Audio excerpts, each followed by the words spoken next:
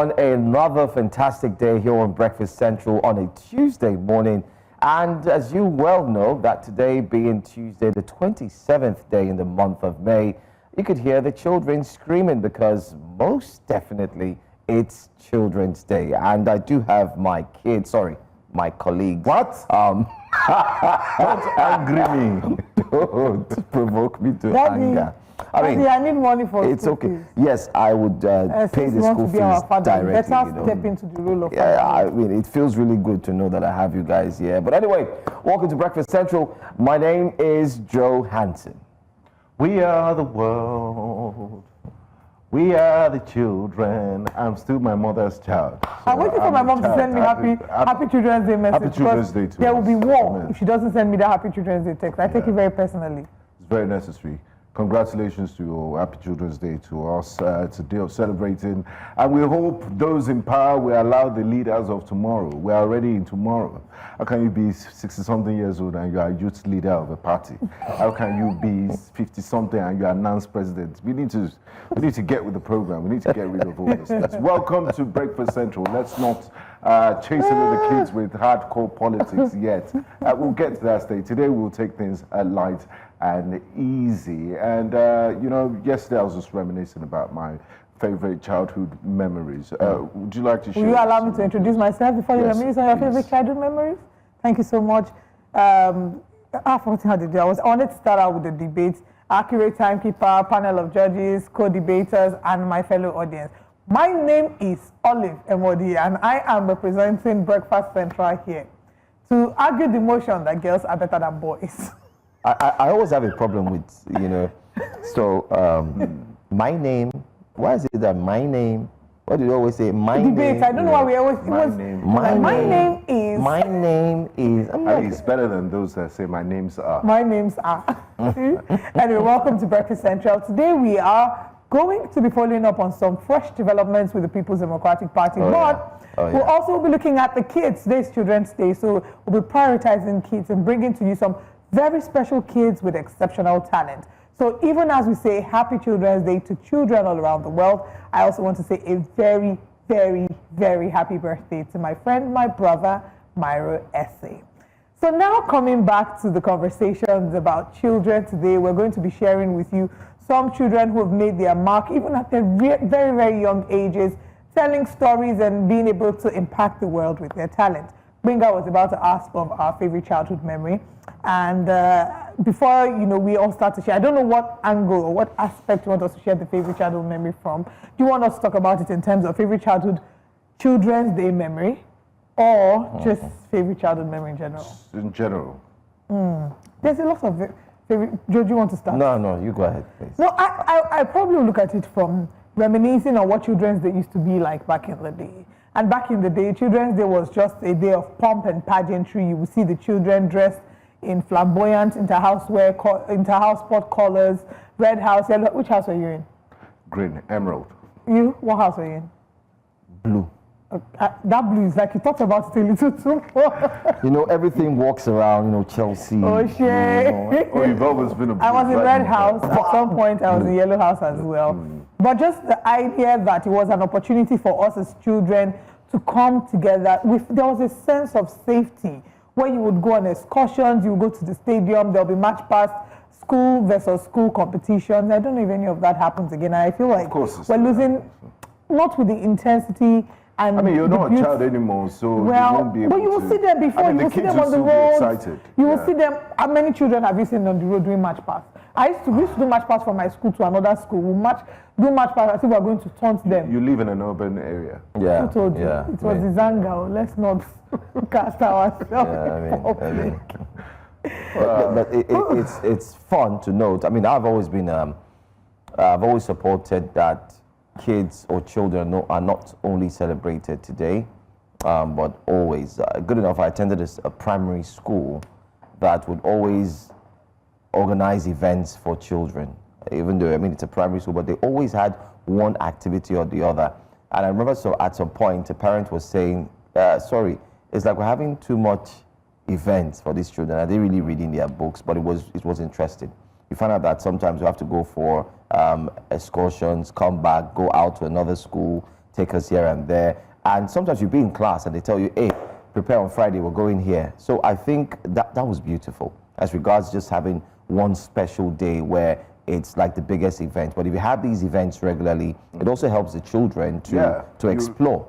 And it sticks with your memory forever and ever. Oh, yeah. Those are what they call so education is not just, it's not just reading books. Why are you sending my child to no excursion with the way things are? The excursion will be in our house. Or when we are going together as a family. Back in the, personally, I didn't even do a lot of excursions as a child for several reasons. Were you a prefect? Yes, I was. Were you a prefect?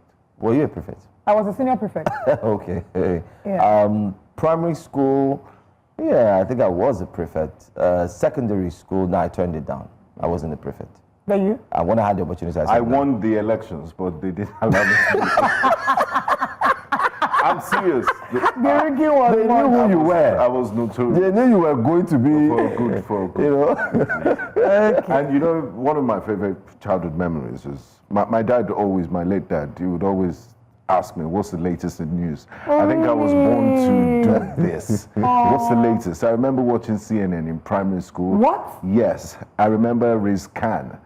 Oh, yes. Way back. Yes, and Amampo. She was way younger. I remember the war in Bosnia. What? Yes, I remember the CNN partner hotels, the classical music they used to play. I mean, this was before 10 years old. Collect your handshake. You are doing a right job. Yeah. This was 6, 7, 8, 9 years old. So, and government was my favorite At that time, some of us were still watching Willy done that. Government was my favorite subject in school, so I'm not surprised right now. Wow. We're still watching Tales by Moonlight. So I'm a square peg in a square hole. Yeah, I agree. You truly are. I miss the days where the television would only come on at 4 p.m. You see the color bars. Until the national and then maybe you're like the only one that has TV in these estates. Your neighbors now come and watch. From the window, they're waiting to watch. And then people coming to the greet rich also you. Cry. Exactly. You don't have color. You use the the LZ nylon to put it there, so it gives you the color feel. You're really old though. Then the TV wouldn't turn. We had this thing we use like the opener. Wow. When the TV doesn't work, we give it. Wow. So then it resets itself. Wow. I mean, I experienced all of that. I'm really your child. It was really good. Bicycles, flying kites. Kite was my favorite. Kite was my favorite. Yes, yes. You know, we call it. Yeah. That's I know who that grew up inside. I wish our kids could live in our time. Yeah, they're now fantastic. This, but now this is what their friends are. We had a lot of connections. We were able to play under the rain. We were able to play with neighbors' children. Yeah. Now, even if there's a possibility of your children being able to play with other children, parents are even more paranoid. Because you have to even live in a gated community. I mean, when your child is out there, you're constantly restless. You're peeping. What are you doing there? They said it takes a village to raise a community. That used to be the case. That was that. Because your parents can be going out, they will leave you with family members. They took turns in looking after all of you. Yeah. We don't see a lot of that anymore because everybody is paranoid. Everybody, and for understandable reasons. Parents want to ensure that they don't endanger their children by leaving them in the wrong hands. Good old days, really. I'm hoping that our children can have a future where they can look back and say, that's our prayer. Good old days. Yes. Joe, I was going to ask you if you participate in parents' PTA race during your children's inter-house sports. No, I've never. Why? You don't want to fall hard. No, on behalf of Breakfast Central, you don't want to come last. I'm going to win. So why did you not participate? I'm 100% certain. So why did you not participate? Sadly, the schools my children are in, they always make noise that there's going to be inter-house sports and all that, and parents come, but it never holds. That's the fact. So what they do is they just organize a small pitch where they play football. But I must be honest, I'm very athletic. Fact. Okay. I wasn't going to be a journalist or a broadcaster. I wanted to be an NBA player. So I played my way to With this your height? Yes, of course, I'm a guard. I was a point guard. Oh, okay. So I played my way into semi-pro. Wow.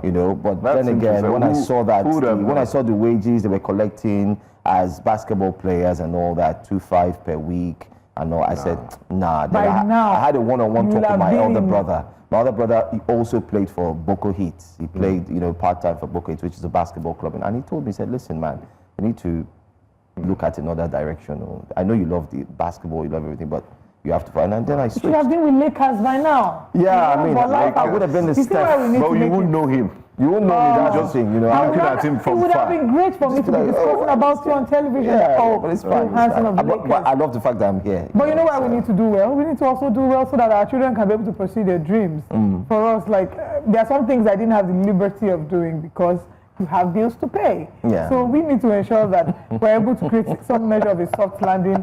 And Nigeria needs to help us to ensure that we do that for our children. It will be great for a time to come where people are flying into Nigeria to have their babies because they want their children to have a Nigerian passport.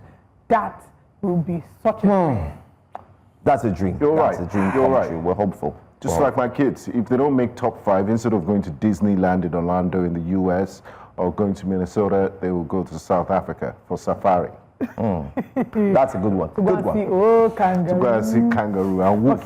Okay. Anyway, So, let's get into the political conversation. meaty part of the I local like that conversations. children's day conversation. Can we continue as a I love love it. I mean, imagine we just took our memories away no from politics, the no political, wiki, economic, no fubara, no but fighting. you can't stop because our first story is about the FCT minister. Can you guys excuse Is it me? really about the FCT minister or it's about the FCT and the FIRS and the PDP in the Well, let's start off by stating categorically Tell us.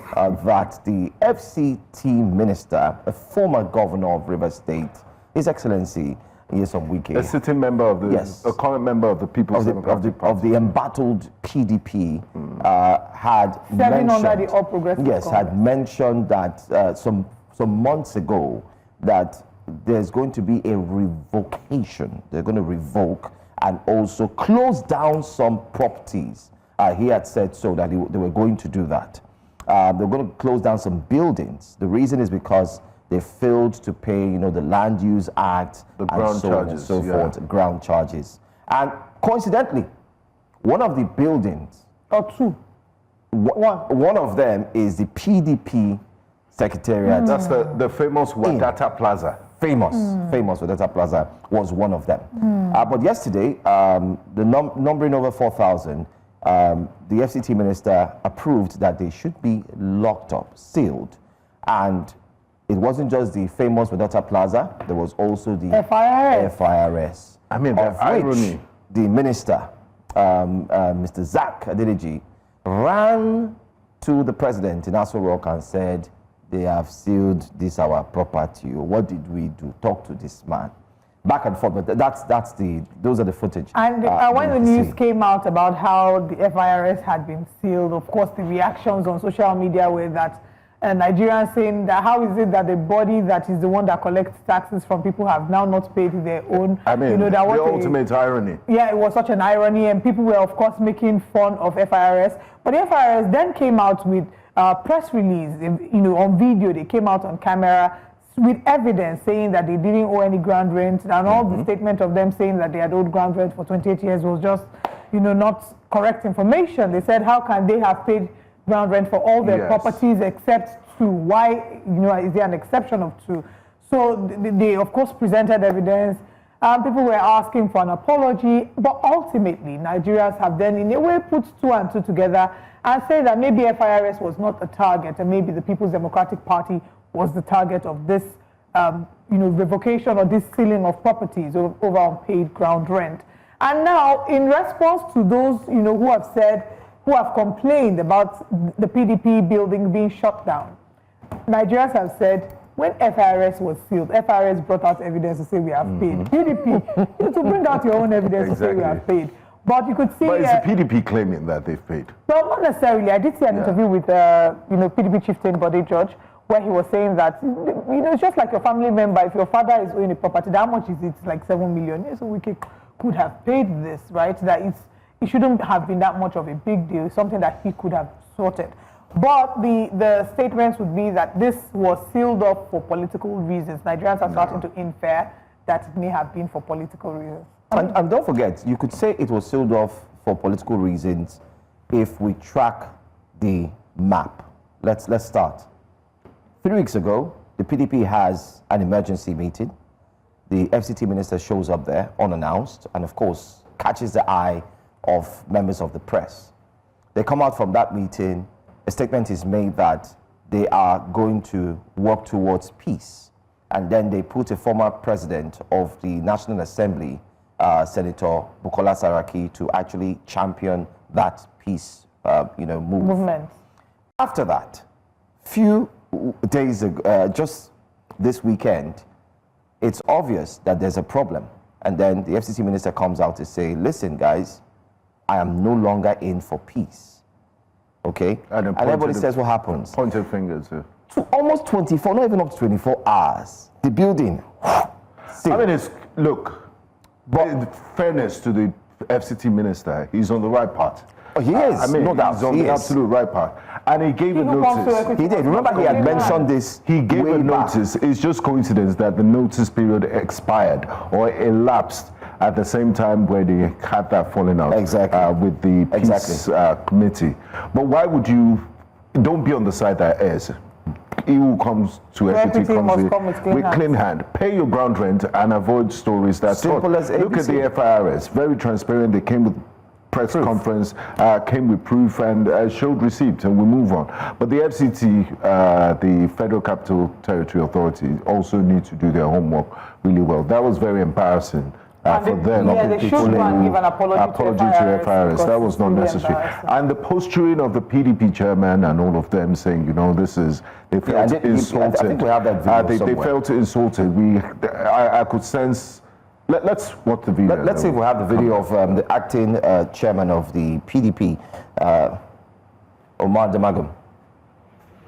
We adjourned our meeting for today, tomorrow, 10 o'clock. This meeting is going to continue. We just set up a small committee that will give us a report tomorrow morning, and we'll continue. I will address you properly by the time we conclude our meeting tomorrow. And I want to use this opportunity to tell you that you can see, I'm sure you are aware that our office has been sealed. This is the height of irresponsibility from this government. If they are encouraging it, we are not going to take it lightly. In fact, they can come and arrest all of us. We are ready for that.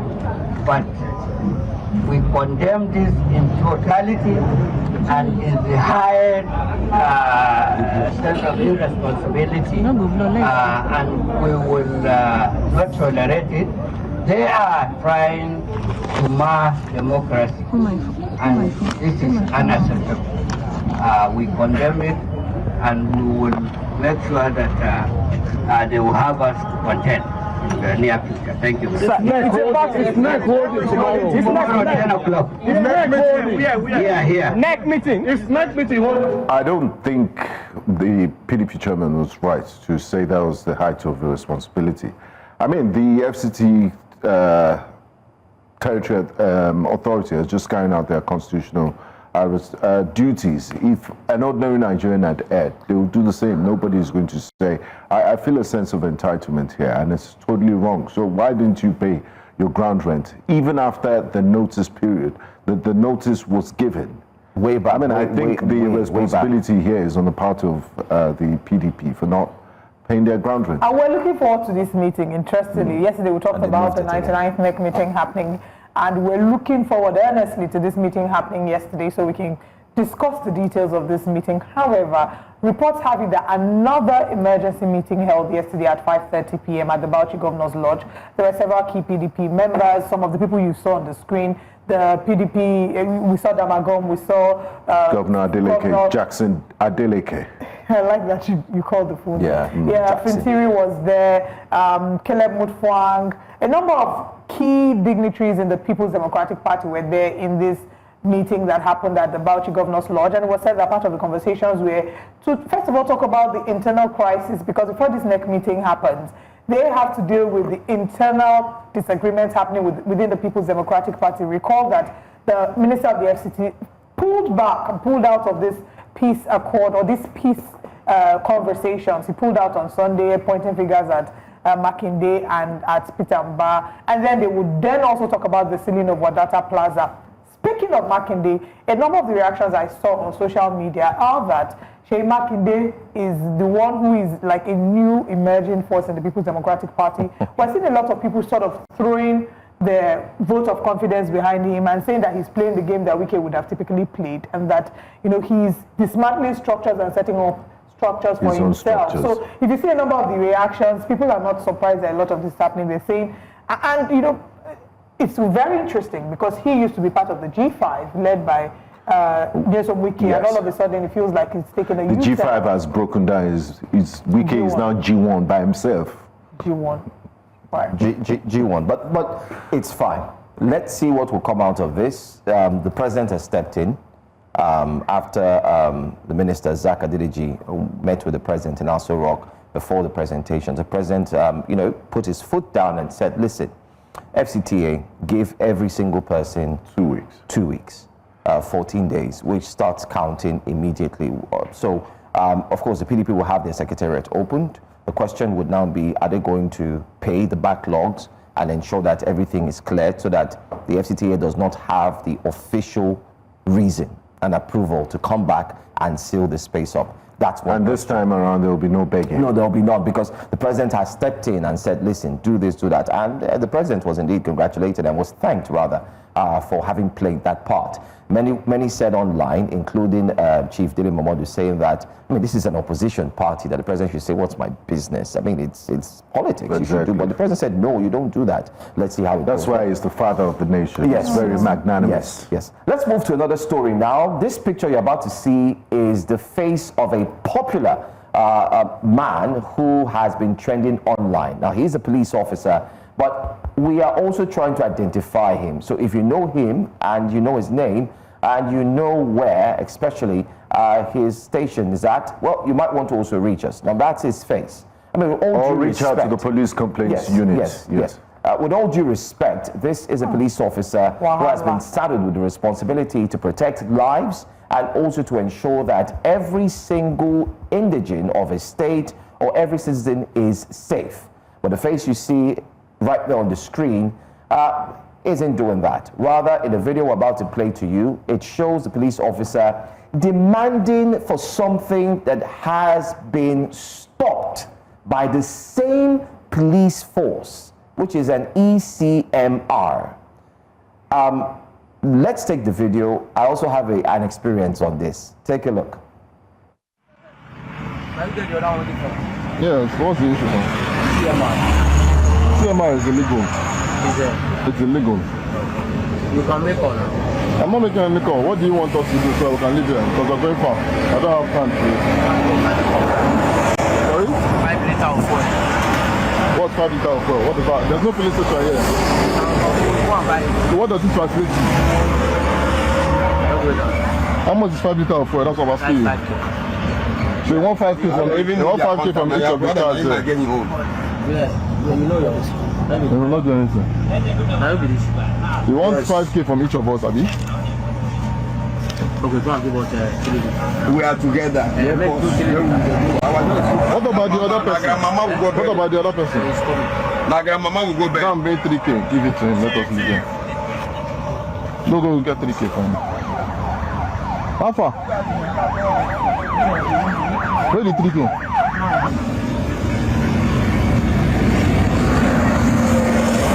You can't come. Whose one are you holding again? This man, So that's a police officer. He stopped, a commuter and told him, where's your ECMR? Now, for context, ECMR simply is the Electronic Central Motor Registry registration process, rather. It was initially built to start in July. On July 19th, I beg your pardon, I think 19th or 29th of July 2024, if I remember. What's it all about? The police want you to register your vehicle. It's a way of having data of every person, especially all vehicle owners, be it Keke Napep or Kada, whichever one. You register, it's a police portal, and then you pay, some money, token.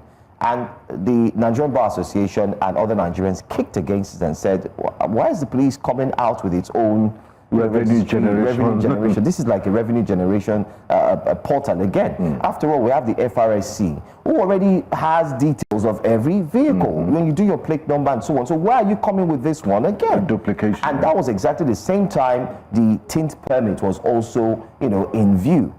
But what is all of this? Now, this police officer you saw in the video stopped someone and said, where's your ECMR?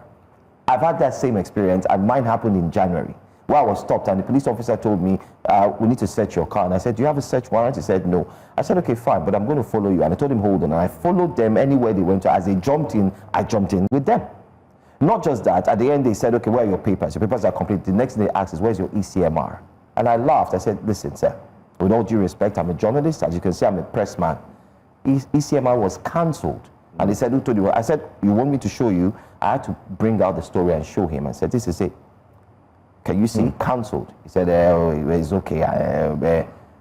So why would you extort someone? It means that that's even you the police, speaking from an informed point of view. That's it. And look, beyond the ECMR, only if the police authorities in Abuja headquarters want to deny that they don't have knowledge of this happening across the length and breadth of the country, from Seme-Border all the way to the border with Cameroon, southern Nigeria. Just drive through, you see this play out maybe every 50 meters or 100 meters, and I'm not exaggerating, extorting Nigerians under the guise of, one checkpoint or the other. And if we need to redeem the image of this country or do something about our image, it needs to start with the Nigerian police force, because they're out there. They're good, they're bad eggs, but I mean, it seems like the bad eggs outnumber the good cops, and Nigerian police needs to do something about their image, because not a lot of Nigerians, ordinary Nigerians, if you do a vox pop, if you go around happy with what is going on. Amnesty International did a piece last week that if they don't want a repeat of NSAS, they should check the excesses of their men. And I believe it's high time. I don't think there's really anything much to add to what the both of you have said. There's an erosion of public trust when it comes to Nigeria's police force. And lately they've been in the news, not for the right reasons. Remember how a few days ago, yesterday and on Friday, we also took the story of how the police shot at the tire of someone. Yes. And they did that again. Yes, in Abuja, in Ibadan. Yeah. So they've not been in the news for positive light in the most recent times. And it will be great to see what will sort of, what's the word? Restore. Yes, what will restore public trust to be to see that there's an intentional sanitization of Nigeria's police force, and that when these kind of stories come up, the persons involved are tried. Nigerians can follow the story and see that, they're being tried or they're being dismissed, whatever the case is, so that it doesn't feel like, because what we believe, we hear a number of people share these sentiments that once you've messed up as a police officer, they will just reassign you to another area zone, right? And there isn't really much punitive measure. So we want to be able to see that there is a reform, that they are continuous training. There's continuous training, and that we can see a total overhaul of Nigeria's police force. I agree with you.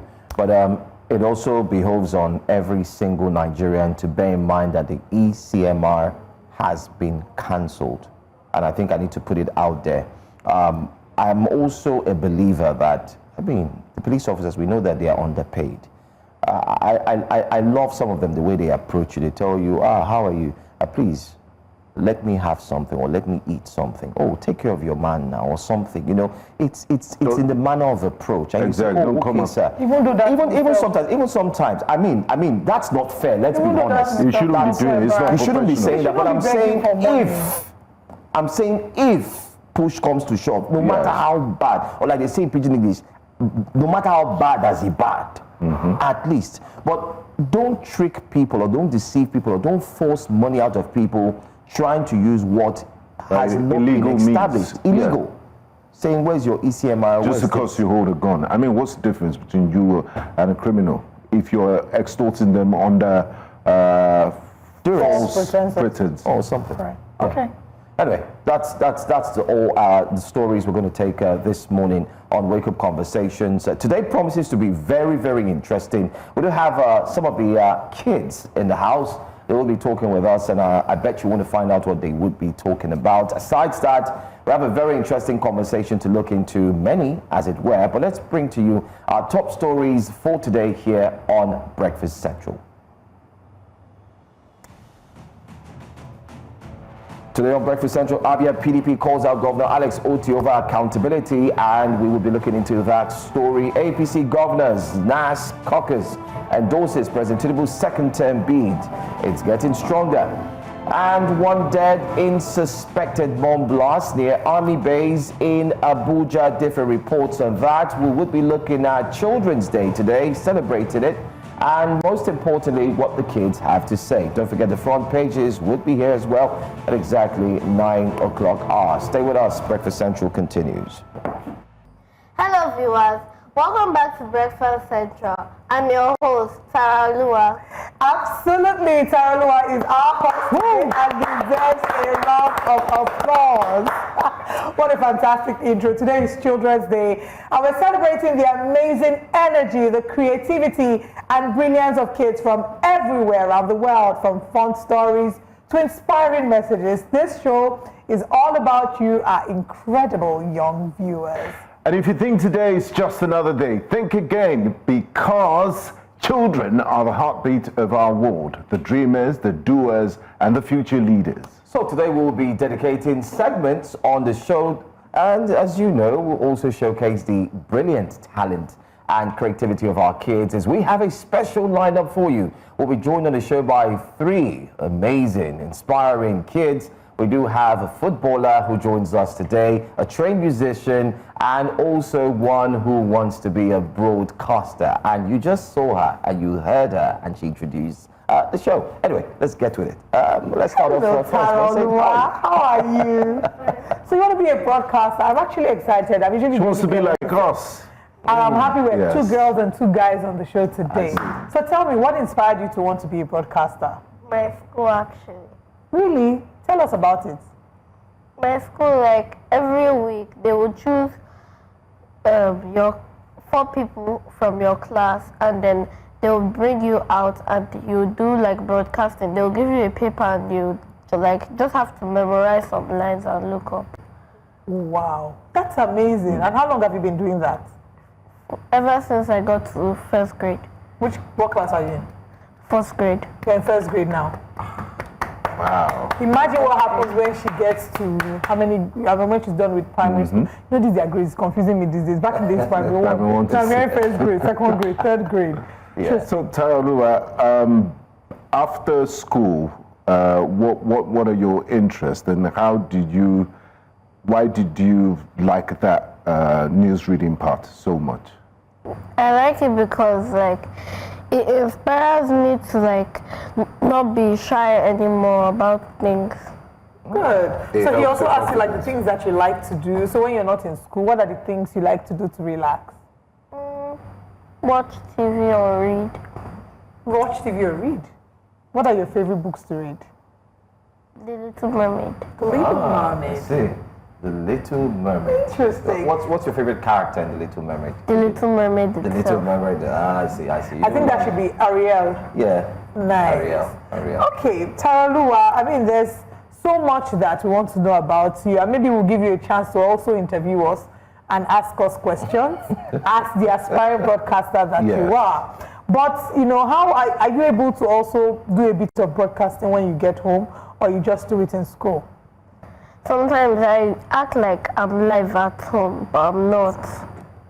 Can I tell you a fun fact? I was like that at your age. I used to do that. I would memorize lines and try to, represent them. So in another few years, this could be you doing what I'm doing here today. Would you like that? Yes. Absolutely. I can't wait to see that in the nearest future. So we'll let you, I'm sure you're curious to know how this works, and they will take you around the facilities once you're done with this interview, so you understand how a TV station operates. So you're free to ask Benga, Olive, or Joe any questions about broadcasting. Okay, Miss Olive. What inspired you to be a broadcaster? That's a very good question, Taraluwa. Thank you very much for asking. So, what inspired me to be a broadcaster? As a little girl, I always, just like you, I was fascinated by watching them on TV. So I would rehearse and read these lines, memorize them, and try to read them off the top of my head because I thought they were all reading all these lines from the top of their head. And all through primary school, secondary school, when it was time to fill my JAMB form, I wasn't sure what I wanted to study, but my parents guided me because I wanted to be a lawyer and I wanted to be a broadcaster.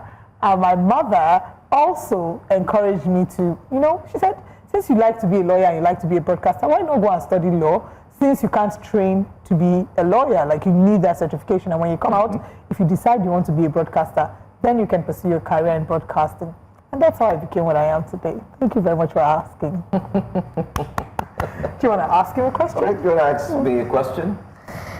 The same question that I asked. Okay, what inspired me? I think I love to talk. I talk, and in the process of always wanting to talk, someone said to me that you'd make a very good, talker in his own words. And I started watching, the news at a very young age. It's something we said in the morning while we're talking that while we were growing up during our time, it was a must that once it's 9 o'clock at night, your parents would switch the channel and you would have to sit with them sometimes to watch the news.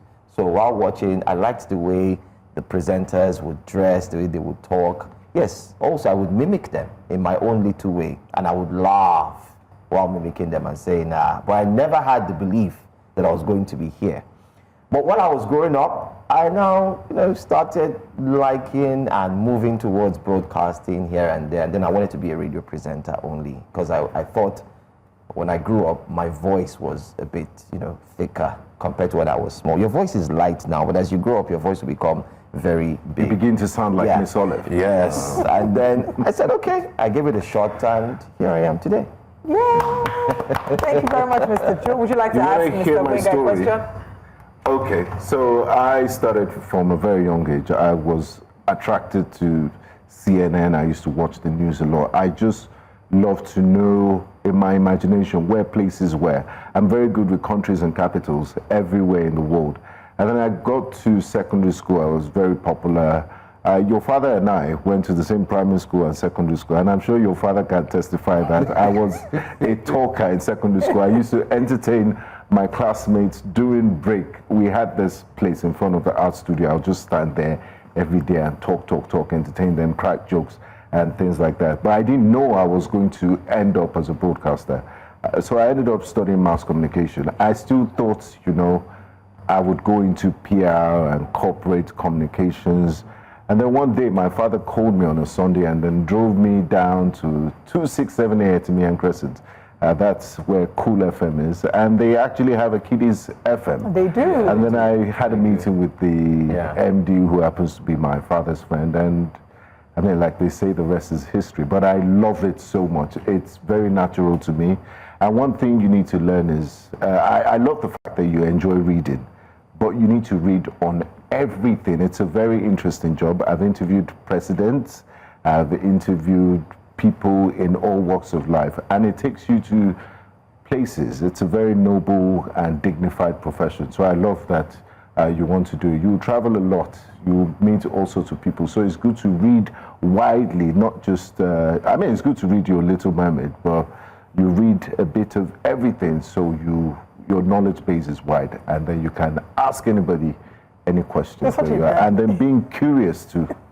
Yes, it's very important. Ask questions. And I'm sure you ask your dad and mom questions all the time. Well done, Uncle Benga. So well done. Such a very Tara moment. Yes. Tara, do you have any other questions for us? I don't think so. You don't think so? All right, Tara, what's your dream for Nigeria? What will make you, when you think of Nigeria, what will make you happy to see in this country in the nearest future? That everything, like in the supermarket, does not cost money. Everything is free. Wow. Tara, thank you so much for airing our thoughts. Everything is not so expensive. Everything is for free, right? All right, so President Bola Ahmed Tinubu, please, the future of Nigeria is saying that They want everything to be free. That is their dream for Nigeria. And what is your dream for yourself in the next maybe few years? Where do you want to see yourself? I want to see myself like maybe in a bank. In a bank? Or here. In a bank or on TV? Or here. That's a good idea. Yeah. So either a bank or TV, or you can even do both. You can be a banker that's hosting a finance show. How about that? You're teaching people about money, and you're teaching people how to make good use of money, how to save and invest, and you're interviewing all the CEOs in the banks. That sounds like a good idea, right? Yeah, you could actually start your own small podcast. Your dad has many cameras, right? So you can start recording. And, so we're setting that you have to start a show for yes, her now. yes, absolutely. Let's catch them young. Let's call it the Tara and Lua show. Yeah. Tara Lua podcast, where you talk about the things you love. And talk about the things you love. How old are you, by the way? 8 years old, turning 9. 8 years old. Oh, nice. Ooh, did your teeth fall out at some point? Have they grown back? Some of them. Not really. Did the Some tooth of fairy them. come? What? Yeah. The tooth fairy gave you money. How much did the tooth fairy give you? I can't remember because it was a long time. Oh, wow. I see. Well done, Mommy and Daddy, for welcoming the tooth fairy. Tara Oluwa, it's been such a beautiful time having you here. I'm going to give you the pleasure of taking us on a break, but I'll show you how to do it, and then you'll do it. Okay? Nothing too complicated. So you look at your camera. You already know your camera. Show me your camera. Great, that's your camera. So you look at your camera and say, we'll go on a quick break, and when we come back, the show continues. Can we do that? Let's do one take. We'll go on a quick break, and when we're done, the show will start. Good. That's one way. When we're back, the show continues. So let's do that again. 3, 2, 1, you're live. We're going to have a break, and when we're done, the show continues. And that's your cue, everyone. Well,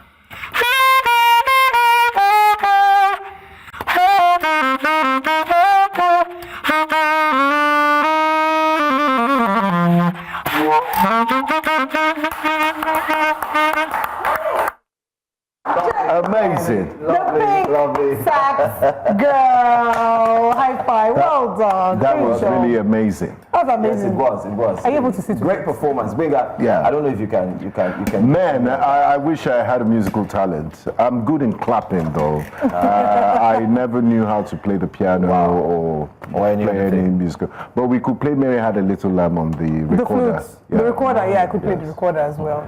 Pink Sax Femi, girl. I how wore are pink you? to match your. I intentionally wore pink because of you today, so I can match your saxophone. Do you appreciate the pink I'm wearing? How are you? I'm fine. Everybody knows you as Pink Sax girl. Who are you? What's your name? My name is Odion-Urhobo, also known as the Pink Sax Girl. How did you become the Pink Sax girl? At first, I was using a gold sax, then I switched to pink saxophone, then My dad named me Pink Sax Girl, which is my stage name. So the saxophone is pink, and this is a sax, and I'm a girl. That's why I said pink sax. Pink sax girl. Very simple. Straight to the point. Now I'm saying. Can we see your pink sax again? Pink sax girl. Wonderful. How long have you been? Okay. Yes. How long have you been playing the sax for? I've been playing the sax since I was 7 years old. How old are you now? I am 9 years old. Wow. 2 years. I mean, oh, that's good. I mean, what do you love about playing the sax? What I like most is showing my skills, how talented I am, playing notes that I've practiced, going to school to learn more skills, and enjoying it. How are you able to balance going to school and still playing the saxophone? I have time. I have a time when we practice, when we read, when we do a lot of things. So I have enough time to practice and do my studies. So explain, is it that you go to school, then come back and do your part? How does it work? Firstly, when I come back from school, I rest, then read, then after some while, then I carry my sax, practice, play songs that I'm going to rehearse and play the next day, then I am ready to go. So you rehearse every day? So, yes. Pink Sax Girl, what stage was the biggest stage that you ever performed on, and how did you feel? The biggest stage was at Tope Alabi's birthday when I went. And I played so skillfully at Sheraton Hotel. It was so good and interesting that I loved it, and I feel like going there again. So please, I see what you did there. Please. I see Were you scared when you saw many people? No, I wasn't scared. How did you learn to overcome stage fright, and where did you get this confidence? Such a confident girl. Yeah. I got it from my dad and some other inspirations like BJ Sax, Temilayo, Jeremole, and so on. Wow. Oh, this actually makes me very glad because it feels like a full circle moment. She calls Temilayo Sax. Temilayo Sax is also a young girl. Benga and I had the opportunity of interviewing many years ago when she started playing the saxophone. And BJ She was about Sax, 9 as well, yeah. yes. And then we also interviewed BJ Sax. But talking about, you becoming this saxophone icon that you are now, how long did it take you to learn? It took me to learn about 2 years. That was where my dad taught me, and I went to Sax Up to learn more. Oh, you actually went to a saxophone school to learn? She's a trained saxophone player. That's good. That's Brilliant. good. But what do you think about Children's Day today? I think that is very, very good that we are celebrating children because we are important, very good, we are very beautiful, we are important, we need to be talked on, we need to be celebrated, we need to be... You certainly need to be celebrated. Yes. We the children, because I'm one of them. Sorry, you passed the stage. You are a young woman now. I'm a child. I'm a child of God. Okay. I'm a child of my mother. So I certainly agree with you that you need to be celebrated. Apart from playing the saxophone, what are your other interests? The recorder, the keyboard. Only you? You play other instruments? Yes. Wait, so you play the keyboard? Yes. And the You play recorder? the recorder. Do you play them as well as you play the saxophone? Yes. But why is the saxophone your love? Why do you love the saxophone more than this other instrument? Actually, it was my dad that inspired me. So when I saw him playing, I thought it would be nice playing with him. So your dad plays the saxophone as well. And like they say, when the father has a daughter, the bond. That is girl for real. That is girl. I could see when she was playing, I could see her father running notes with his hand and his eyes and head. Yeah. So now it makes sense to hear that she By the way, we have the father who's behind the scenes. Yes. But since he's not a child. Today's not about Children's Day, we are celebrating the children. Tell me, what do you want to? Do you want to continue to play saxophone? Or do you have any other career path you think you want to follow when you grow up? I want to also continue playing the saxophone and get professional, more professional. And I also want to become a doctor, and I want to become a lot of things, but what I want to become is a doctor. Oh, nice. So the doctor saxophonist or the medical saxophonist. Yeah, She will just play a few notes for her patients. Oh, you have headache, take this, panana, and then she kills them. Kills it, yeah. Very fantastic, bro. Yeah, but why doctor though? Why not maybe an engineer or something? Or broadcaster like us. My mom is also a nurse, so She wants to balance it. She's take some from mom and take some from here. dad. Put it together to form who she is. I think this tells us more than anything the influence that parents have as the first role model for their kids. And I think that, you know, Nifemi's parents are doing a great job influencing her positively. Yeah. I mean, there's so many things, Nifemi, that you come to mind. You say you want to be a doctor when you grow up. But let's talk about the hard part about playing saxophone. Has it always been easy for you? Have there been any difficult parts? yes, that was the first time I started playing the saxophone. I was actually playing a saxophone, a soprano saxophone, a one long saxophone like this, before I switched to this one. Which one is this one? So it's an alto sax. Oh, right. So why was it hard for you to play the soprano saxophone? No, it wasn't hard for me to play the saxophone, the soprano saxophone. So it's the alto sax because it's kind of heavy. Yeah. Oh, wow. I can imagine. Okay. Very heavy. Maybe as you grow up, you'll be able to play more. Yes. What do you wish for other children, especially looking at today? What are In your Nigeria, wishes yes. when you look at children in Nigeria? What do you wish? If you had the power to do something for the children now, what would you do for all of them? Okay, I would do like creating all the instruments free and giving it out to children to go to schools to learn and get better and continue improving and never give up. Because if you give up, you might not be able to do it again. So never drop and continue. Oh, Very what an inspirational. inspiring session from Nifemi Adewale, the pink sax girl. And if you notice, the two key things we've seen from the two children we've interviewed today, they want to give everything free. Our former guest wants to give, everything in the supermarket free. Nifemi wants to give instruments free, which is really, really insightful. Shows Very you how kind-hearted our children are. Nifemi, what message do you have to send to parents? Your parents have been a huge role and a huge influence in your life, a positive influence in your life. On these children, what message would you like to send to parents? They should be focused on their children and watch them what they are playing so that they will be able to play and get better and continue improving and learning from other people, getting more inspirations. Wow.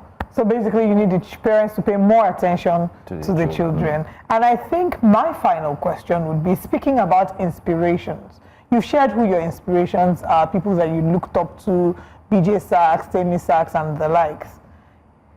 Who is the one person that you hope to be able to collaborate with? Let's hope that from here on the person sees it and it comes to manifestation. So if you could play for someone or you could play with someone, who's the one person you think about? And it doesn't have to be a saxophonist. I think I know. Which celebrity do you like the most? Davido. Moses Bliss. Wow! So you look forward to playing with Moses Bliss. So this is an open call from all of us here on Breakfast Central to gospel artist, worship minister Moses Bliss. Moses Bliss, the pink sax girl, looks forward to playing for you, playing with you, and collaborating with you. So we called it fourth year first on Breakfast Central. We look forward to seeing the collaboration between Moses Bliss and the pink sax girl.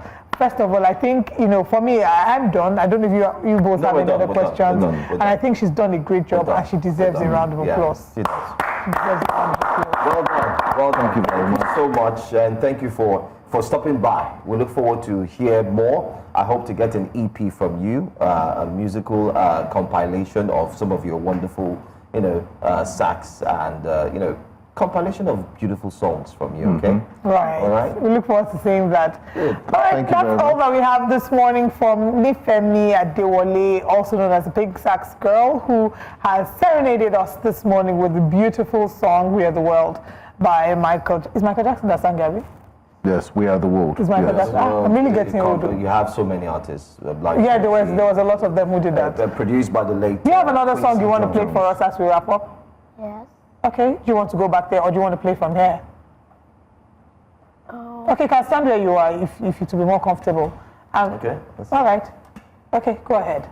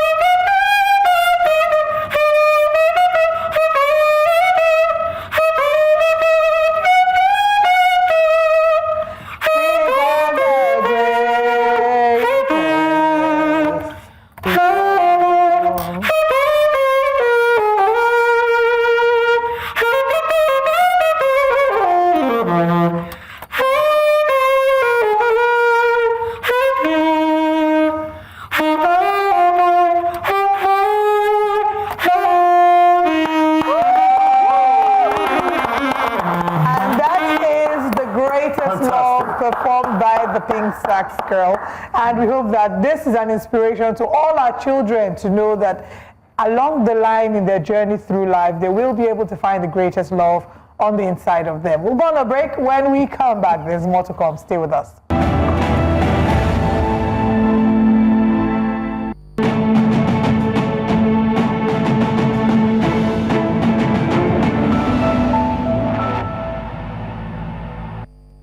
Away from the Children's Day celebration, even though it will still continue, let's talk some politics now. The People's Democratic Party, PDP, in Abia State is demanding transparency from Governor Alex Otti as his administration approaches its second anniversary.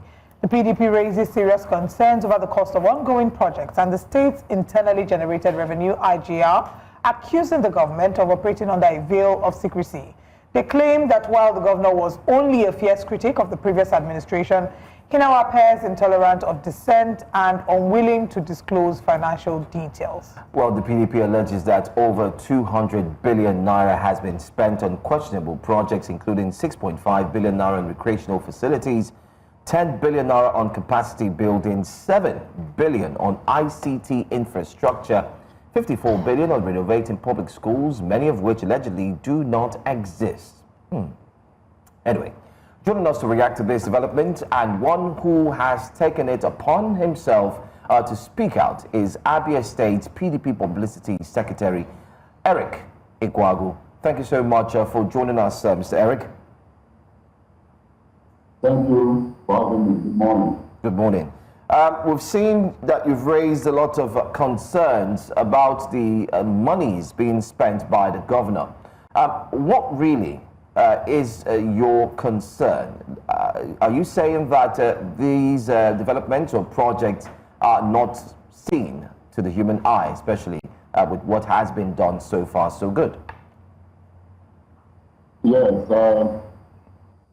My worry is that given the huge allocation that is accrued to the present governors because of the removal of petroleum subsidy, you will agree with me that the part allocations of states have doubled, have quadrupled.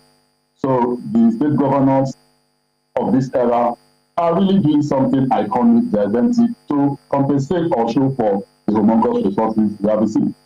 So now I'll take you back to how the issue emanated in Abia. You know, the governor of Abia State ran under the platform that he was going to change the governance in place.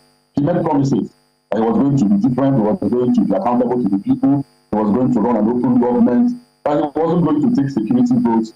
And then he wasn't going to run the local government with appointed local government chairman. And then he was going to allow the local government to operate and run and manage their funds.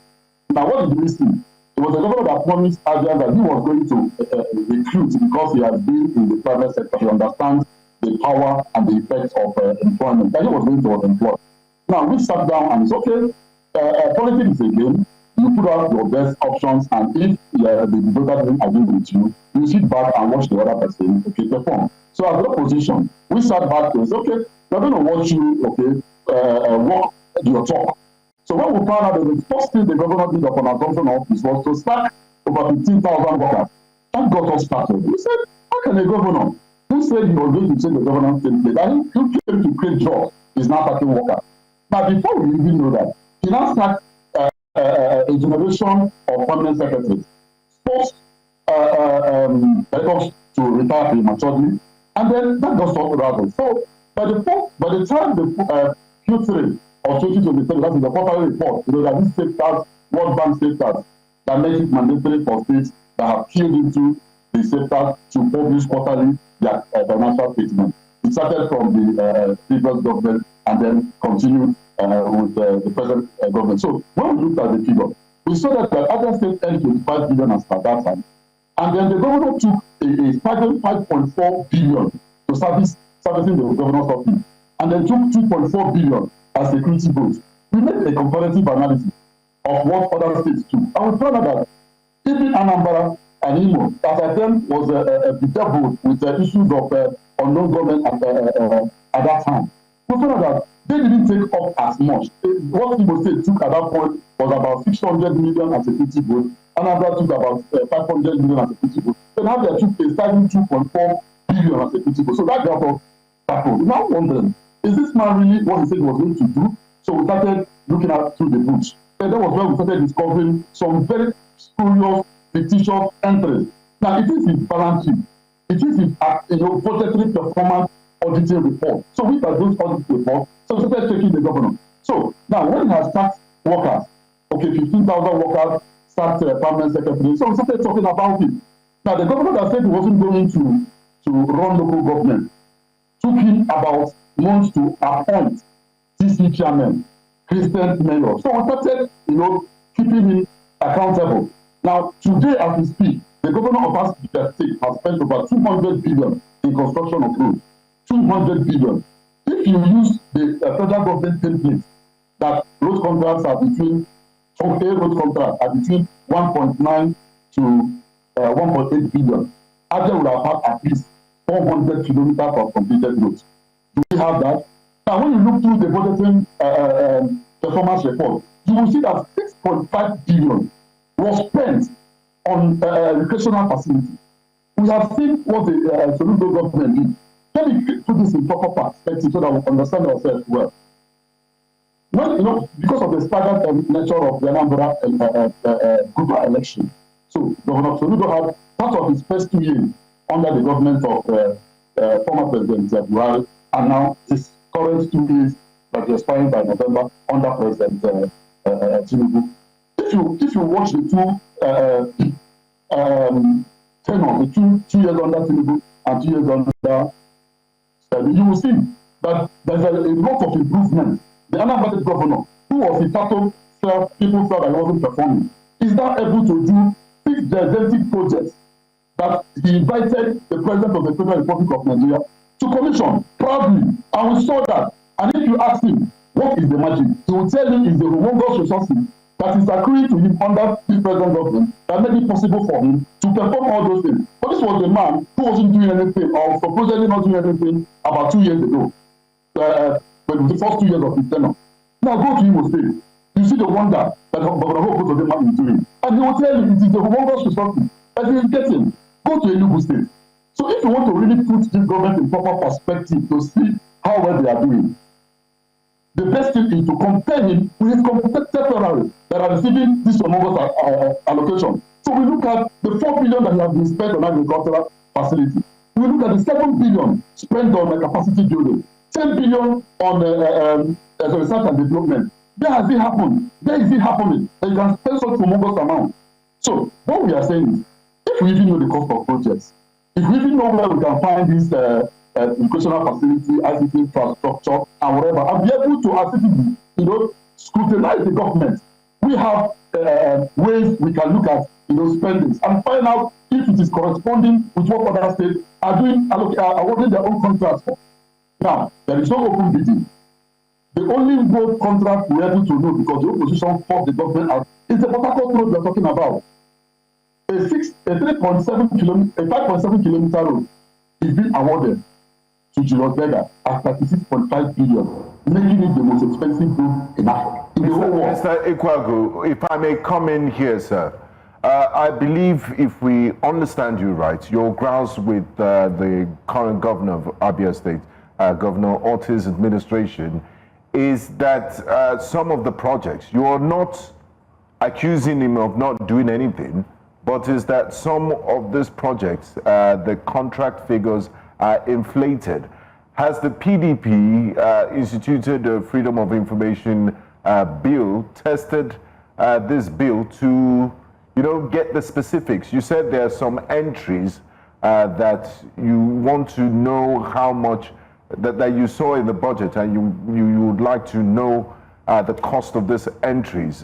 Beyond that, is there any other issues you have with the governor? Because others will say, observers and commentators will say, look, Governor Orti is one of the best performing governors in the country. That what is the PDP on about? Are you just playing opposition for the sake of opposition? That this man is clearly working, so why are you complaining? What's your response to them? So that, I talk about the real Abia. I am not talking about the social media Abia, Christian new Abia, that is being given by folks online who believe that the governor of Abia State is their own compensation for the P2B president they didn't get. I'm not talking about that. I'm talking about the real Abia where businesses are closing down, where radio stations have been operated in 4 hours, where hotels are shutting down because of the lack of petrol. That's the Abia I'm talking about. And now I am not telling you that the governor, let me tell you this, I have written several to the Ministry of Work, because whenever you ask them to produce or to tell you the cost of projects, they will advise you to go to, do espionage in the Ministry of Work to be able to discover or find out the cost of projects. So I have written several under the Freedom of Information Act, and I'm telling you that I have not gotten any response till date. And I've written. If I let this question was going to come up, I would have shown you a copy of my letter. Now, when you say that's done so much, I believe you're talking about what is there on social media. And I tell you, those projects are not acquisition, they are not real, they are nowhere. It is just some social media guys who believe that, as I said before, the government of Abia State is their own compensation for the P2B government president they didn't get. Now, if this governor has so much performed as he started on social media, we would have expected him, when he invited the President of the Federal Republic of Nigeria on the 23rd of this month to commission projects, we would have expected him to reel out regional, gigantic projects for commissioning. But will it surprise you to know that this governor that he just told me that he's performing had just one project to present to showcase as his account of stewardship for the time he has been in office? So will it shock you to know that it was just the Port Harcourt Road project? Now, the Port Harcourt Road project, I wrote an open letter to the president. I begged him not to stamp his presidential authority on that fraud that is called the Port Harcourt Road reconstruction. Now, in this 200 billion that has been spent on supposedly spent on road construction, the governor of Abia State has not done any construction of roads. Rather, it has been rehabilitation, asphalting, and maintenance. You have to put this in a proper perspective to understand. So when you say he has done that, why is he presenting only one project? Now, it is traditional for our democratic governments on all levels to reel out the achievements 1 year, 2 years, 3 years, and show the people what they have been able to achieve. Now, it didn't come upon the governor of Abia State as a surprise that 29 is up to date that way. Now, do you know what he told them? They have to give him another 30 days to be able to show them what he has been able to achieve. Is that not the reality I'm talking about now? Is it not shocking you that this governor has just one project? You want the President of the Federal Republic of Nigeria to move the seat of government temporarily from Abuja to Abia, only to show him a short 5.7 kilometers So if you are so much performed as you people out of social media, or as those is more out of social media, we would have been expecting at least 6 mega projects to compensate for the 800 billion. Over 800 billion he has received in allocation for the past 23 months that have been in office. But he doesn't have that to showcase. He doesn't have that. That is why just one project. And if he had done any 6.5 billion inspectional facility, we should be able to show it to the president for it to commission for us. So if he has not performed, why is the governor of Enugu State, when the governor president visited him, have 7 mega projects, big projects, that when you look at it, okay, this can really compensate for the billion. I have to cut in now. You're talking about the governor of another state. We did have a guest here yesterday who equally said that, you know, that governor, I mean, I'm talking about Anambra, if that's what we should go to, that the governor of Anambra has done nothing, okay? And he highlighted those facts. Are you saying because Governor Alex Oti has not invited the president to come and commission some of the projects, therefore it means that he has not done anything? That's question 1 for you, which I would like for you to answer. Question 2 would be that Governor Oti had promised transparency, and therefore quarterly he said he would be releasing to the public how the monies are spent. Is that not enough, or have you seen a state where he hasn't released any of that? So if you can answer my 2 questions back to back, I would really appreciate it. Second one, there is this World Bank states physical transparency, accountability, and sustainability papers. So it's not even in the making that he's publishing those quarterly reports. It was even there before him. The government of the PDP published it religiously throughout the 4 years he was in office because of this tax agreement they entered. And then government to continue. We would have put back because they are economic repercussions. Every World Bank project running in the state would have been withdrawn. So that is why he's continuing. It's not like out of his own coalition, but then there was an agreement that was entered before him, and then that is why we are seeing this. We are able to even checkmate. You know, in the wisdom of the World Bank, they understood that governors before now run all manners of propaganda, telling confusing people about what they have been able to achieve. But with this setup now, it is like an open book. Your expenses, your expenditure, and your revenue are all contained there. After every 3 months, people, citizens like me, who are vast in their understanding of economic and financial data, can look at you and derive our own interpretation. And this question has been asked the president over and over. Please, where is the 6.5 billion educational facility? Whenever you ask him that question, he gets angry. He has never answered it. Then again, you mentioned the second question was about calling the president to commission as a yes. No. What I mean is this. Let's get my knowledge right. What I mean is this. When you have done so well, and you're inviting the president of the Federal Republic of Nigeria to come and commission projects, it's expected, like every other state governor do, it's expected that you have a retinue of projects to present if you have them. If you don't have them, it becomes a tricky situation like we have in Abuja. Now, if this particular governor said he has done very well, you would have loved to see those projects. And you have gotten them commissioned by the president because it was on your invite. It wasn't that you are forced to bring the president when you are not ready. You believe that with the knowledge of social media, that you have infrastructure that is equivalent to the noise that you're making. And you're not inviting the president. Expectation. If I let me tell you, a friend of my resident in the USA, who has been an ardent follower of this governor, challenged me that this governor, upon the time the president was coming to Abuja, we will see iconic project that was going to commission. It's not shocking to you that the day you are supposed to display, because you know it's going to be a big event. It happened in Anambra, it happened in Imo, it happened. I'm not even our states within the southeast geographical region in Nigeria. Now they invited the president to showcase. It's a moment that we needed to showcase. Then every 29th, which is the Democracy Day, is another opportunity. It is a traditional now for governor, president, the president of the Federal Republic of Nigeria is going to commission a number of projects we just did under 1 year. The last order, the previous year, the same thing happened. Now, this is the period you showcase, you show strength, you tell the people, I have been able to achieve this and that. You cannot lit a candle and hide it under. So when you have that, the entire Nigeria focused on Abuja, the expectation is all those 6.5 billion educational facility, 2.4 billion ICT infrastructure, 7 billion, this and that. And then it should be showcased that day. And you just have one project. And you want me to believe that it's sitting somewhere. Now look at the difference, my brother. We live in Abia. The difference is that they created, like I said, a new Abia on social media and the pages of newspaper.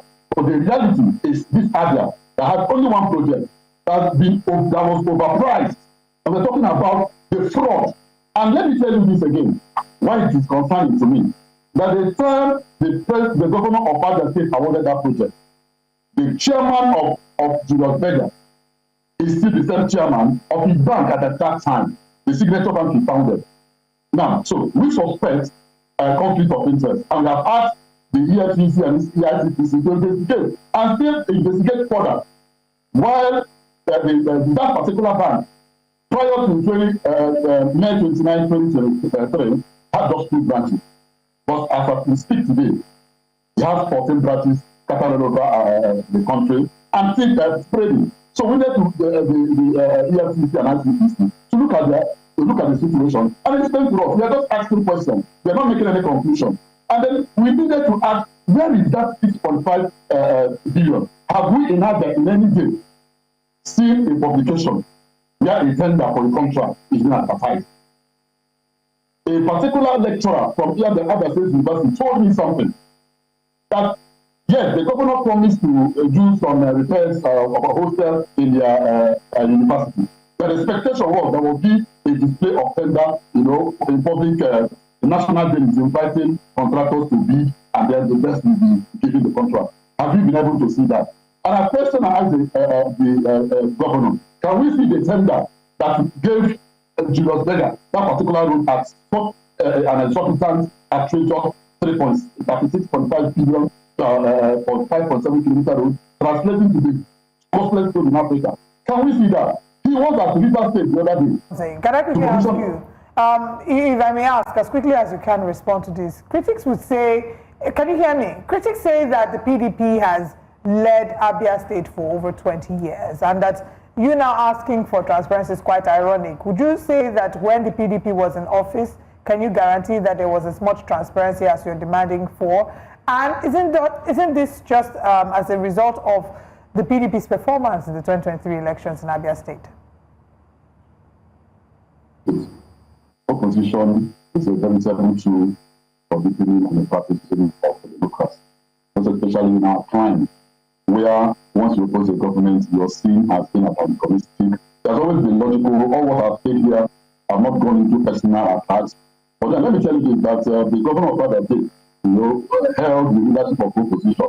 He was very ruthless about it. He even interfered in his governance by writing petitions to stop, international loan facilities that were coming to the state.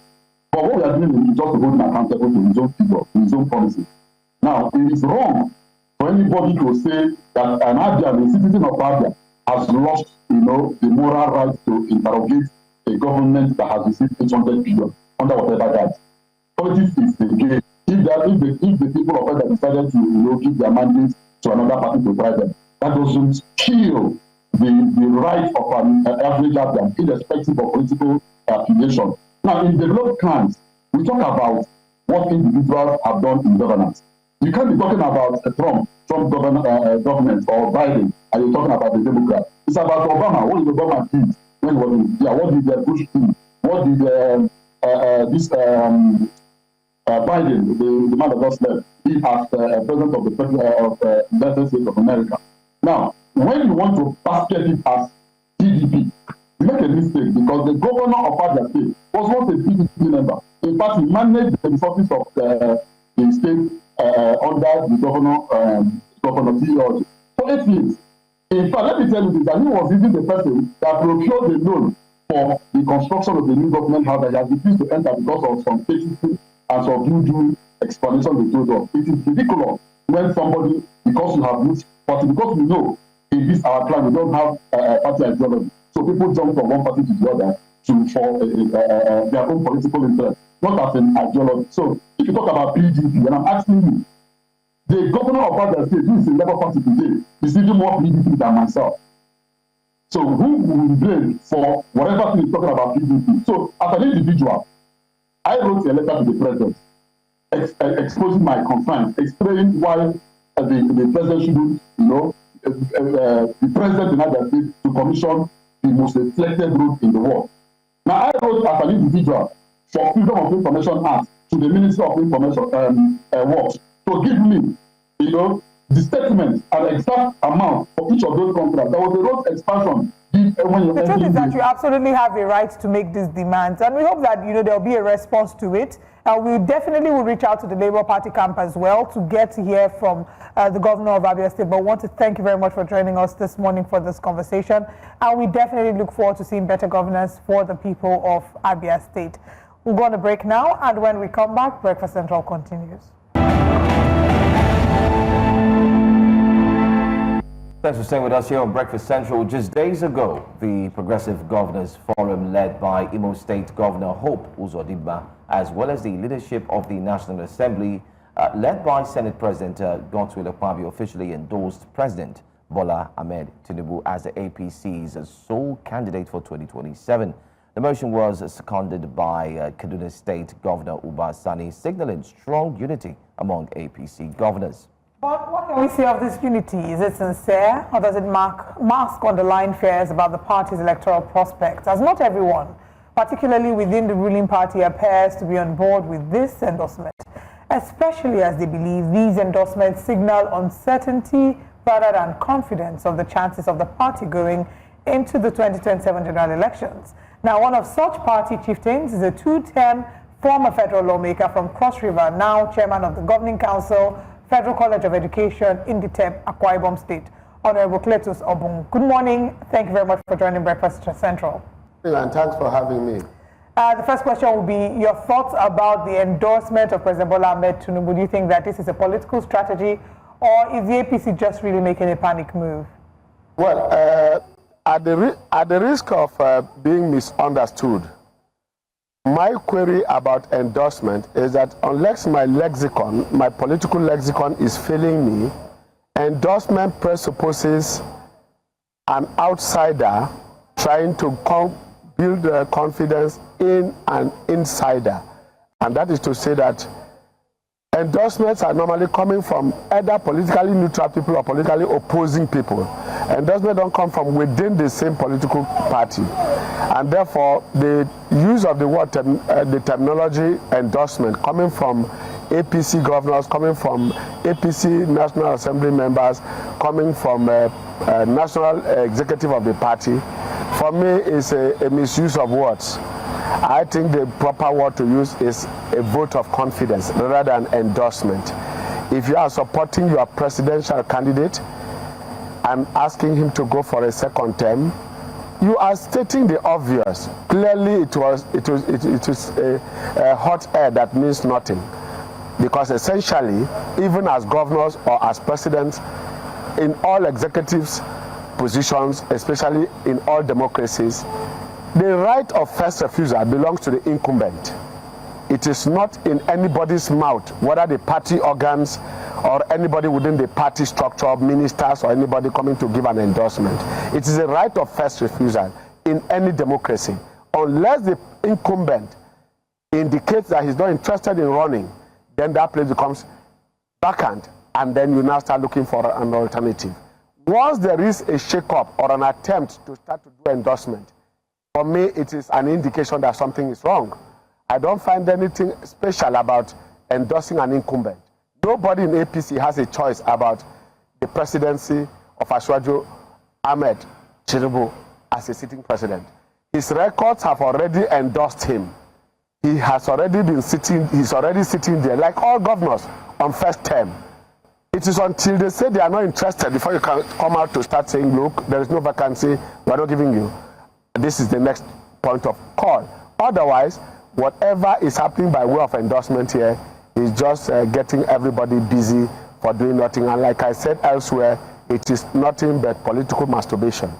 We are engaging in political masturbation, especially when it is barely 2 years into the tenure, halfway into the tenure. I know that in the third year, politicking starts with congresses, center stage, and the president has demonstrated that he can proceed without any interruption. So what is the panic mood of coming to talk about endorsements? What you should be saying is, look, party manifesto has been captured, the president is doing what ought to be done, and our manifesto is being manifested.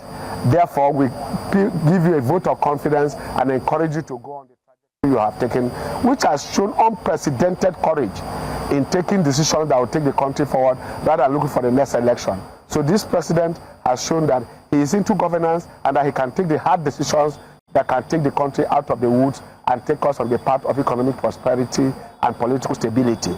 And I see that there is no need and no use coming to talk about endorsements at this point. It's distracting, it's unnecessary, and I don't think that that is what the president needs now. What he needs now to encourage him is to say, look, we have confidence in you and you can proceed along that line, because that also comes to our own ideology. It speaks to our manifesto as a party, and therefore we have confidence in you that you can continue.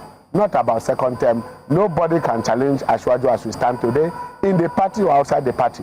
So the issue of vote of confidence is what should have been required in order to bolster him and to make the party say you are doing the same. And I expect that the party should have an organ that does monitoring of implementation of party manifesto. That's where we should be now as a party. And that is what we should be doing now. Even with the governors. We are getting money from petroleum subsidy. Now the fuel subsidy money is getting to the state. What are they doing with the money? The party should monitor that. The party should monitor that. It's not enough to just be talking about tickets. What are you doing with our ticket as presently sitting as a government in the states, in the local governments, and at the national level? If Ashwaju is doing so much at the national level, what are the governors doing? The party should be interested in that and also proceed to show Nigerians that our manifesto is manifested and that we can proceed along these lines and then give confidence to our people and to the populace and to the party. Admitting people, especially the issue of decampment and people joining the party. Yes, I see an implosion coming. We are not afraid and we are happy that people are joining us, but I'm not aware and I don't want to believe. In fact, only this morning, you are hearing that the president is even intervening when the FCT minister is going to implement the law. He's going to implement the law. So I imagine that there is no way in which we can have somebody trying to get Nigerians out of order. So I imagine that we are going out of order not to implement all of those things. So I think that the president is in order and everybody must have to come out. So I think that is it. That is it. Honourable, I'm glad you set the record straight. The proper use of political lexicon should be a vote of confidence and not an endorsement. And I'm also glad that you said, or you suggested, a project monitoring unit or division from the party to, follow the manifesto and make sure the party is, implementing the things they promised in their manifesto. That brings me to this question. Tomorrow, in 2 days' time, we will be marking 2 years of the Bola Tinubu administration. And if you follow the news cycle, there's been talks about 2027, and quite a number of Nigerians feel, it's too early and we're getting distracted from issues of governance. That how can we be talking 2027 when we haven't finished dealing with the problems of 2025? Which school of thought do you belong to? You could walk and chew gum at the same time. You could campaign and also do the work at the same time. Or do you think it's too early, all this campaign talks, and it's a big distraction from governance issues, which we have many of them? Nothing has detracted from governance. This is part of the politics. Because whatever you are doing now is going to also show again at the campaign grounds. So campaign itself is about what you are doing now. And so at any stage, the next election is going to be discussed. Because if you see the opposition, they are telling you why you should vote out APC. So they are already campaigning against the APC. So APC has a duty. And it is the duty of the opposition to do that. It is their right within the political space under a democracy. So also it is the right of the APC to do what it is doing and to say, look, We are marching on. In politics, it is not the church where you say what the right hand do, the left hand must not know. In the case of democracy and politics, what the right hand does, both the toes and the hair, every hair on the head must know. Therefore, if you don't say I am, nobody will say you are. So it is part of the duty to get the people know what you are doing. And if you don't do so, in any case, what are you doing now? If APC says nothing, what will you be doing in the media? What will you be reporting? You are reporting a scorecard to say, judge us on the basis of our performance. That performance is what we are seeing, that people have seen and are coming to join, including sitting governors. Incumbent governors are coming to join. Sitting senators are coming to join the party, meaning the president is doing what is good, and the party is therefore going on the right path and carrying out its manifesto, which is now pleasing to most people, and they are moving to join. So there is nothing wrong, essentially, with what they are doing. What is wrong is to continue to talk about endorsing incumbent. That's the point I'm making. We are shaping our democracy. We're just barely, for the first time, carrying out a 24 non-stop political activity as a democracy. For that reason, it is important that the building blocks are set and that our template is correctly put. It is not just enough to say I'm APC, therefore whatever APC does is correct. I won't sit here and tell you that. As a Democrat, as a progressive, I would like to see the right things being done at the right time, in the right places, by the right people. And that is why I tell you this morning that it is the duty of APC to announce what it has done, the milestones it has achieved. And it's the duty of the opposition to interrogate every action taken by the APC government. But to say that we shouldn't announce, we shouldn't proclaim on the mountaintops, we shouldn't carry our megaphones and put on to say that this is what we are doing, is completely to shut us out of the political space. And I think it is not also right. Because when you say it is early, when is it early, when is it late? Is it that when we perform and do roads and do nail fund and do engage in international diplomacy and put Nigeria on the path of stability and give us respectability within the international community, and we should not say so? Is it when we go and fumble and stumble that we should be praised and then condemned? So when the opposition says we are not doing well, our duty is to keep quiet and not to come out to showcase what we have done and what we are doing. I think that it is all a balancing act, and our democracy is the better for it, because it improves our condition, it improves our democratic space, and keeps us going, and let even both the media and the full state of the realm to do its job by reporting accordingly what is happening, what is right, and what is wrong. In that way, we'll be partner beating ourselves into the rightful position in all our errors, in all our right things that we are doing. We should be able to project it and proclaim it on the mountaintops. We seem to have two more questions we'd like you to answer, but we have the news at the top of the hour, so we'll please ask that you stay with us for just 5 minutes, and when we come back, we'd like to get answers to the remaining two questions. Hope that's fine for you. Thanks very much. I'm on the wait. Okay, so let's quickly bring to you breakfast headlines here on Breakfast Central.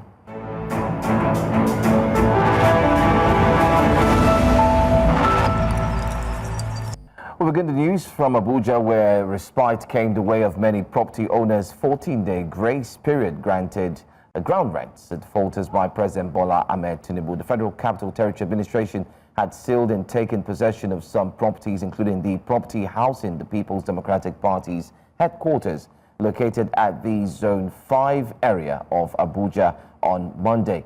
The president, in a swift intervention, announced and also gave 14 days extension for land title owners who have defaulted in the payment of the ground rent for their properties and have seen the titles revoked by the FCT administration. President Tinubu also approved the payment of penalties according to the location of the properties within the FCT. The Minister of the FCT, Nyesom Wike, also urged owners of properties in the capital who purchased their lands from second-party owners to regularize their documents and pay up their certificates of occupancy within the next 41 days. No payment of ground rent. And you recall that adequate announcement has been made as regards to the issue of... Well, still from the presidency, President Bola Ahmed Tinubu is scheduled to be in Lagos later in the day, as he's expected to join other African leaders for the 50th anniversary of the Economic Community of West African States. The regional bloc's Golden Jubilee celebration was flagged off in Accra, Ghana last month to mark 5 decades of regional integration and cooperation. During his visit, President Tinubu will also commission several key infrastructural projects, including a section of the Lagos-Calabar Coastal Highway and the Lekki Deep Sea Port Tax Credit Concrete Road.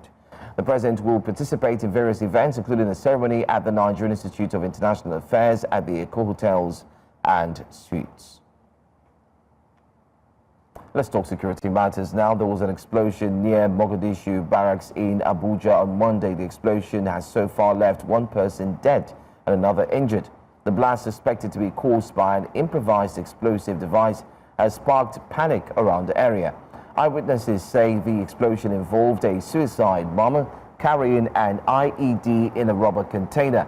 However, military sources on ground say the cause might have been a faulty phone battery, not a bomb.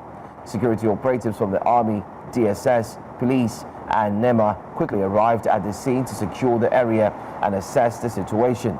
The Nigerian Police Force says investigation is ongoing to determine the exact cause of the blast. Also talking security matters in Abuja, panic gripped residents of Grow Homes Estate in Chikakuri, Kubwa, following a fresh attack by gunmen on Monday. Located in Warri Area Council of the FCT, Chikakuri has come under multiple attacks in recent times. According to eyewitnesses, the armed men reportedly overpowered local security personnel and operated freely for about an hour. Residents say the sound of sporadic gunfire woke many of them from sleep, leaving families traumatized and unsure of their safety. Some residents are now calling on security agencies to intensify patrols and deploy more personnel to forestall a repeat of the attack. And final story takes us to Port Harcourt, where the Rivers State capital is indeed in the news. 6 senior secondary school students who were abducted along Bile waterways have regained freedom. The teenagers were abducted earlier in the month by suspected pirates while traveling in a boat from Port Harcourt to Bile to sit for their WAEC exams.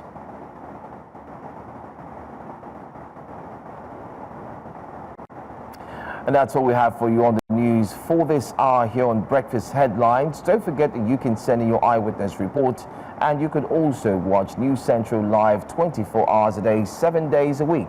We're going to go back to our conversation on Breakfast Central. Stay with us.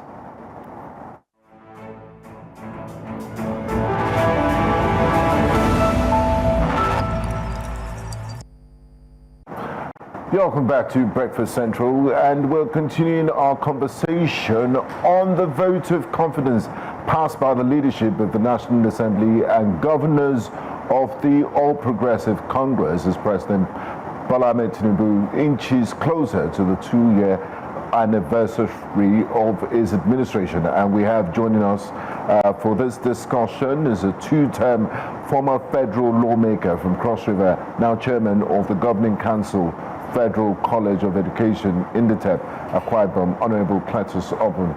Thank you so much for staying with us, Honorable. Now let's, just before we conclude, we have, like my co-host said, we have a few questions to go through. In hindsight, looking at some of the most difficult positions or decisions the APC administration has taken, the floating of the Naira and the removal of fuel subsidy on day one of his administration.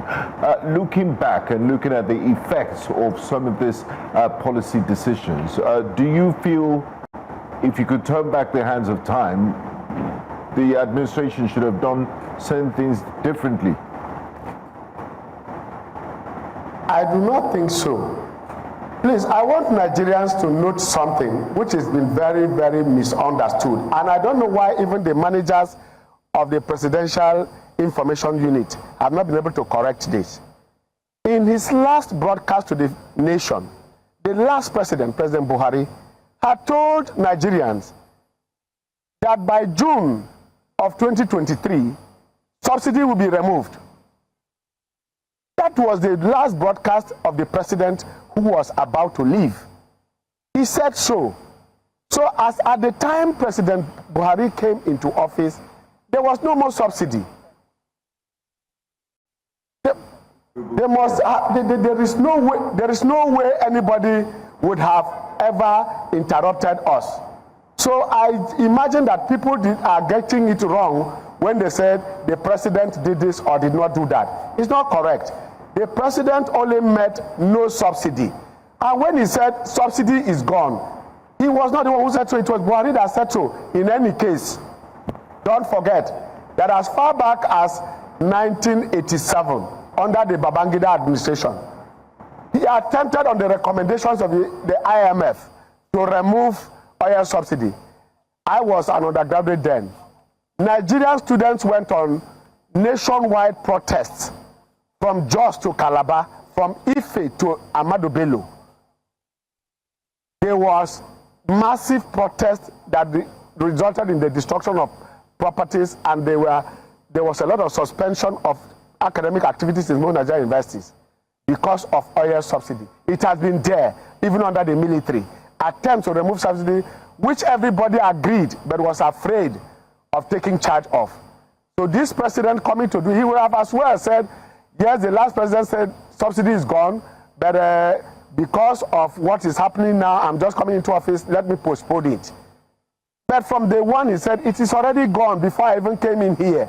And don't forget that all presidential candidates, all presidential candidates agreed that they were going to remove subsidy. So he was saying nothing new. Did they say they were going to remove it after taking certain measures? They didn't give us a timetable in their manifesto, but this president was very clear. His manifesto was clearly spelled out in line with the APC manifesto. And he said to you that subsidy must go. And when he came, he took it off. Today, there is more money eased off from that particular subhead, and revenues have been generated. And no state governor has denied the fact that they have almost tripled their federal allocation on account of that singular subhead that the president took.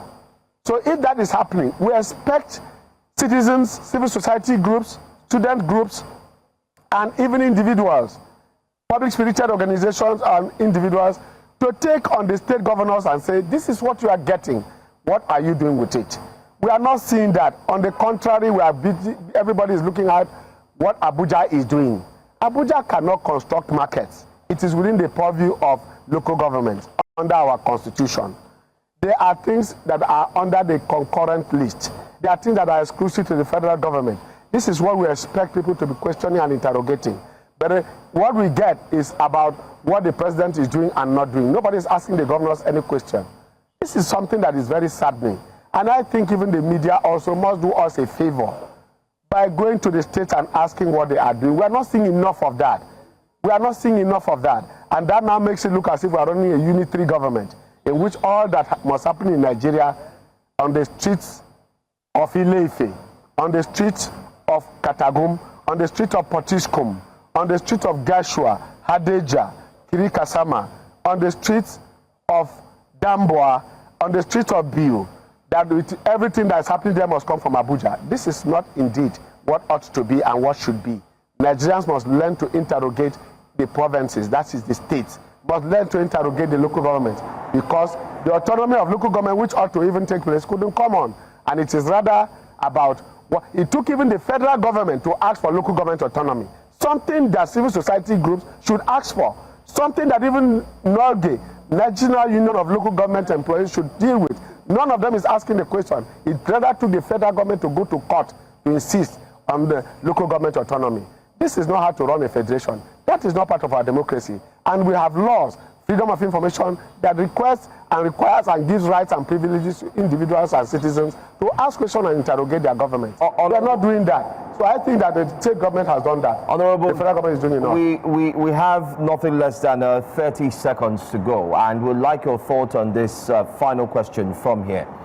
What do you make of the consistent shifting and movement, or you call it cross-carpeting, of politicians running into the APC? Aren't you worried that this could implode at some point in time? It's bound to come, and I think APC must learn from what happened to PDP. Coming to bring everybody in, and then a situation in which people who are legacy members, those who are foundation members, are neglected for those who are coming in, is the highest form of irresponsibility.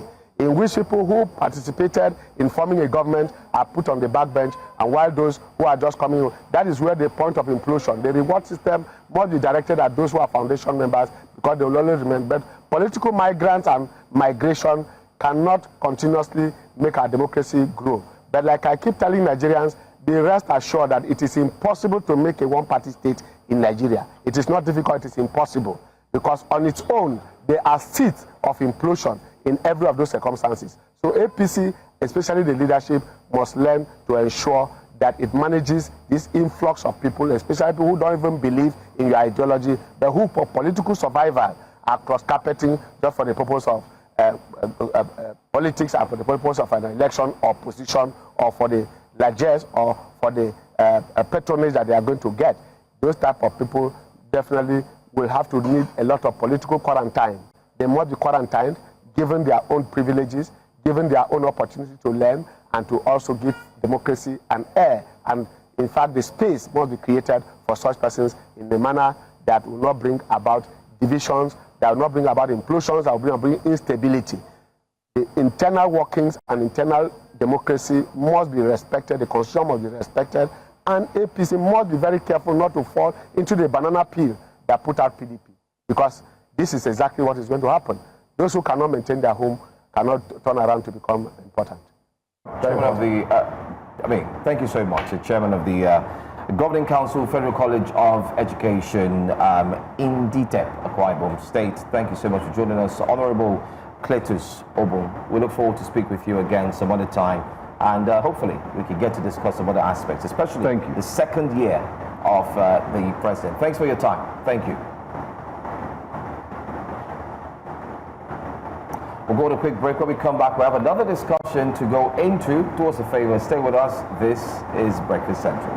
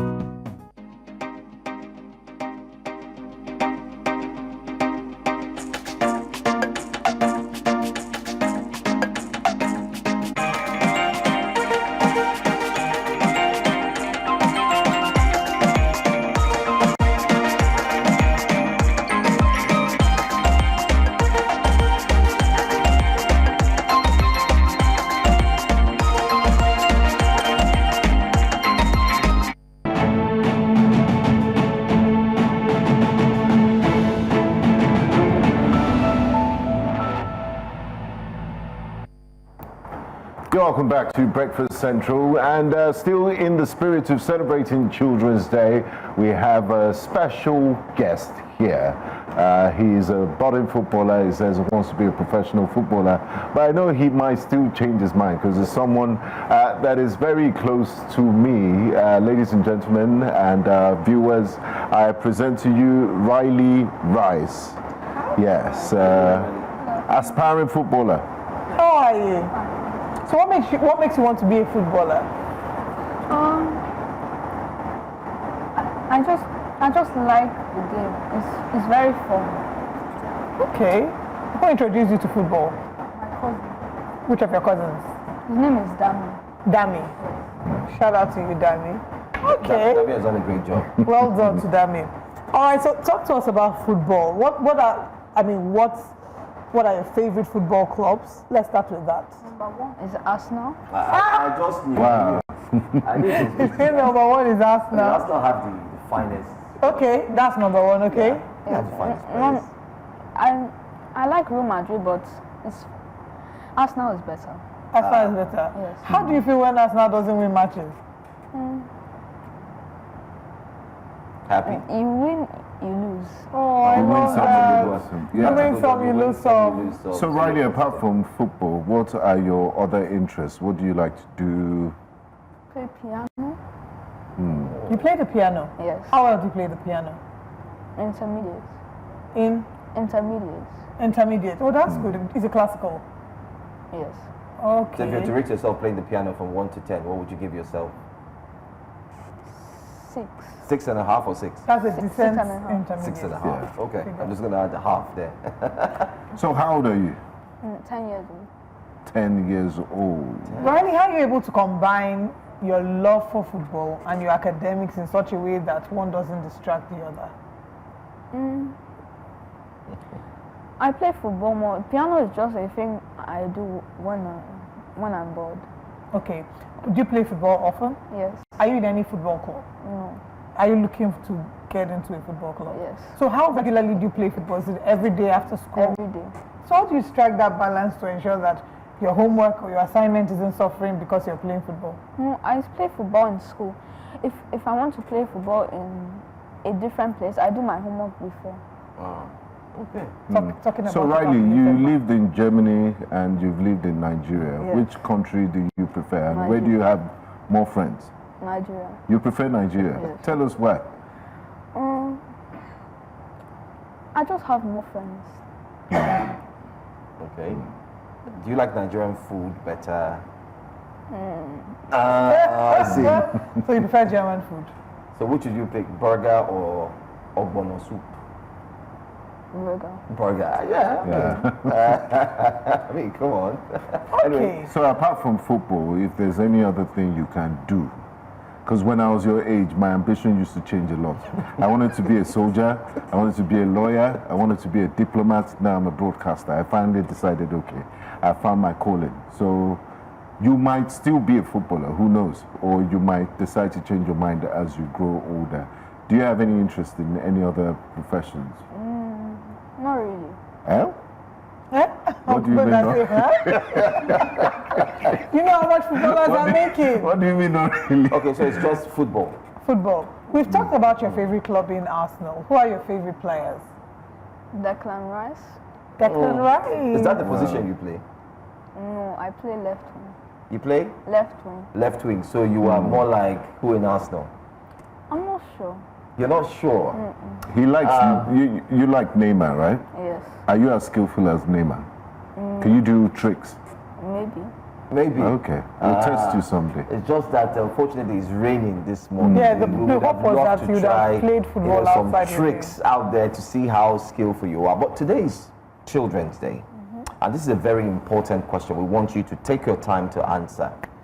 What does today mean for you, and what do you think it should mean for children today? Children's Day. Is it a big day? I think it's a day that we should celebrate children's gifts and talents. Is that something you think we should do on Children's Day? Yes. And create more opportunities for children. So like you now, what opportunities do you think you would like to have personally? Well, I know one of you. Children? No, I know one for you already. Creating an avenue where you can have football clubs that you can join and other younger children can be trained. Yeah, academy. And your skill, exactly, football academy, your skill as a footballer will be harnessed, right? Yes. That's good. That's good, yeah? Yes. Okay. Which of your parents would you say supports you the most when it comes to your football aspiration? I think I know the answer already. Both equally. Both equally. Oh, you're trying to be biased because one is in the studio, and you know that when they go out, they'll be like, you went to go and throw me under the box. Huh? Anyway. No, both equally. Both equally. Okay. That's great. Still back on today, a special day. If you had special powers, which would you choose? Ability to fly, ability to change the world. What would you do? To be a superhero. I think that's Do you have any favorite superheroes? You don't like Superman? Maybe, not really. I don't watch them. You don't watch them? Okay. So what do you watch? You're not a big boy. I don't really watch. You don't watch You think TV? you don't watch it because the parents let you watch it? Or you don't care about it? I don't really care. Okay, so I watch it seems we have someone who is He's an adult focused child. and he knows what he wants. And what he wants is he just wants to play the round leather game, okay? So you rather just watch football? That's it. Who's your favorite uncle? Uncle Brenda. Uncle Wow, Brenda. I feel so special. Are you saying it because I'm asking the question? Or I'm really your favorite uncle? Oh my goodness. Okay. All right. I mean, since he loves football, do you watch a Nigerian match? Do you know the Super Eagles? Do you watch any of Nigerian games? You watch. Yes. Who's your favorite player in the Super Eagles currently? Osimhen. I just think it was going to be Victor Osimhen. Osimhen. Your parents are German and Nigerian. If Nigeria plays Germany, which team will you support? Don't be scared. I don't know. You don't No, know? you just think You have to about choose it. one. You have to choose one. Remember, Germany has fantastic players too. Fantastic players. Which team will you support? Nigeria? Of course. Nigeria. He will Good support answer. Nigeria. Very, very wise answer. Thank you for joining us today, Riley. Happy Children's Day from all of us. Thank We wish you all the best. Thank we hope you. that your desire to be a professional footballer materializes. And when you make it, remember us. Yes, His and name is you Joe. had your first My name media is Olive. outing. Remember us, all right? We'll go on. if you had to choose between Germany and Nigeria, He has already said he will choose one. choose Nigeria. You know what? We have to go on a very quick break now. We'll be right back to review the newspaper front pages. Stay with us.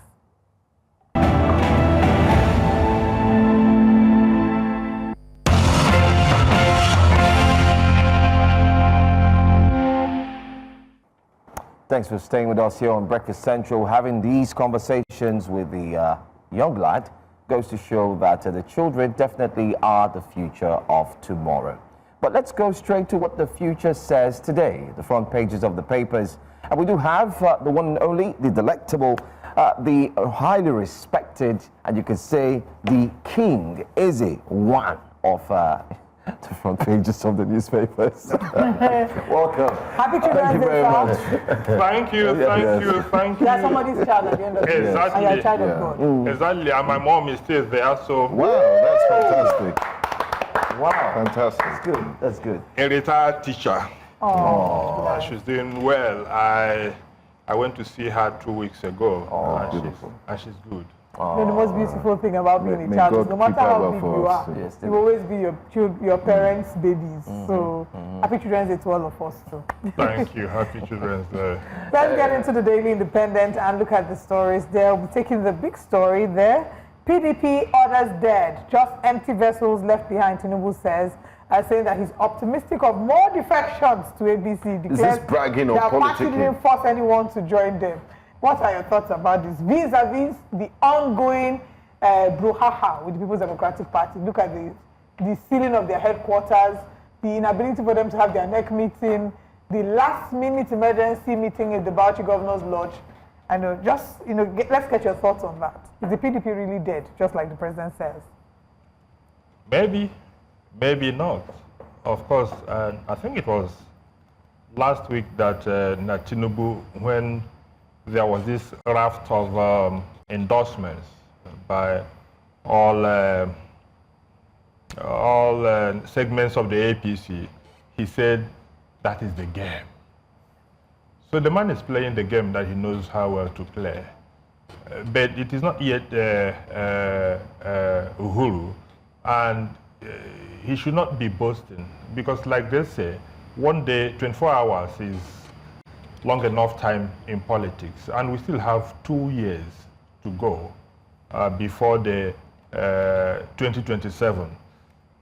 He may seem to be doing a nice job in demolishing the opposition as it is. So perhaps he thinks that he has earned bragging rights. But like I said, I think it is too early in the day to begin to predict what will happen in 2027. And don't also forget that the opposition leaders seem not to be sleeping. Yes, PDP may not recover from the present crisis that it is in.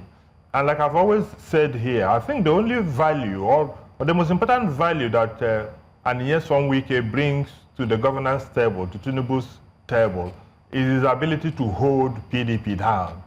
So, and as long as he is there, empowered, and of course have the cause behind him, PDP may be struggling.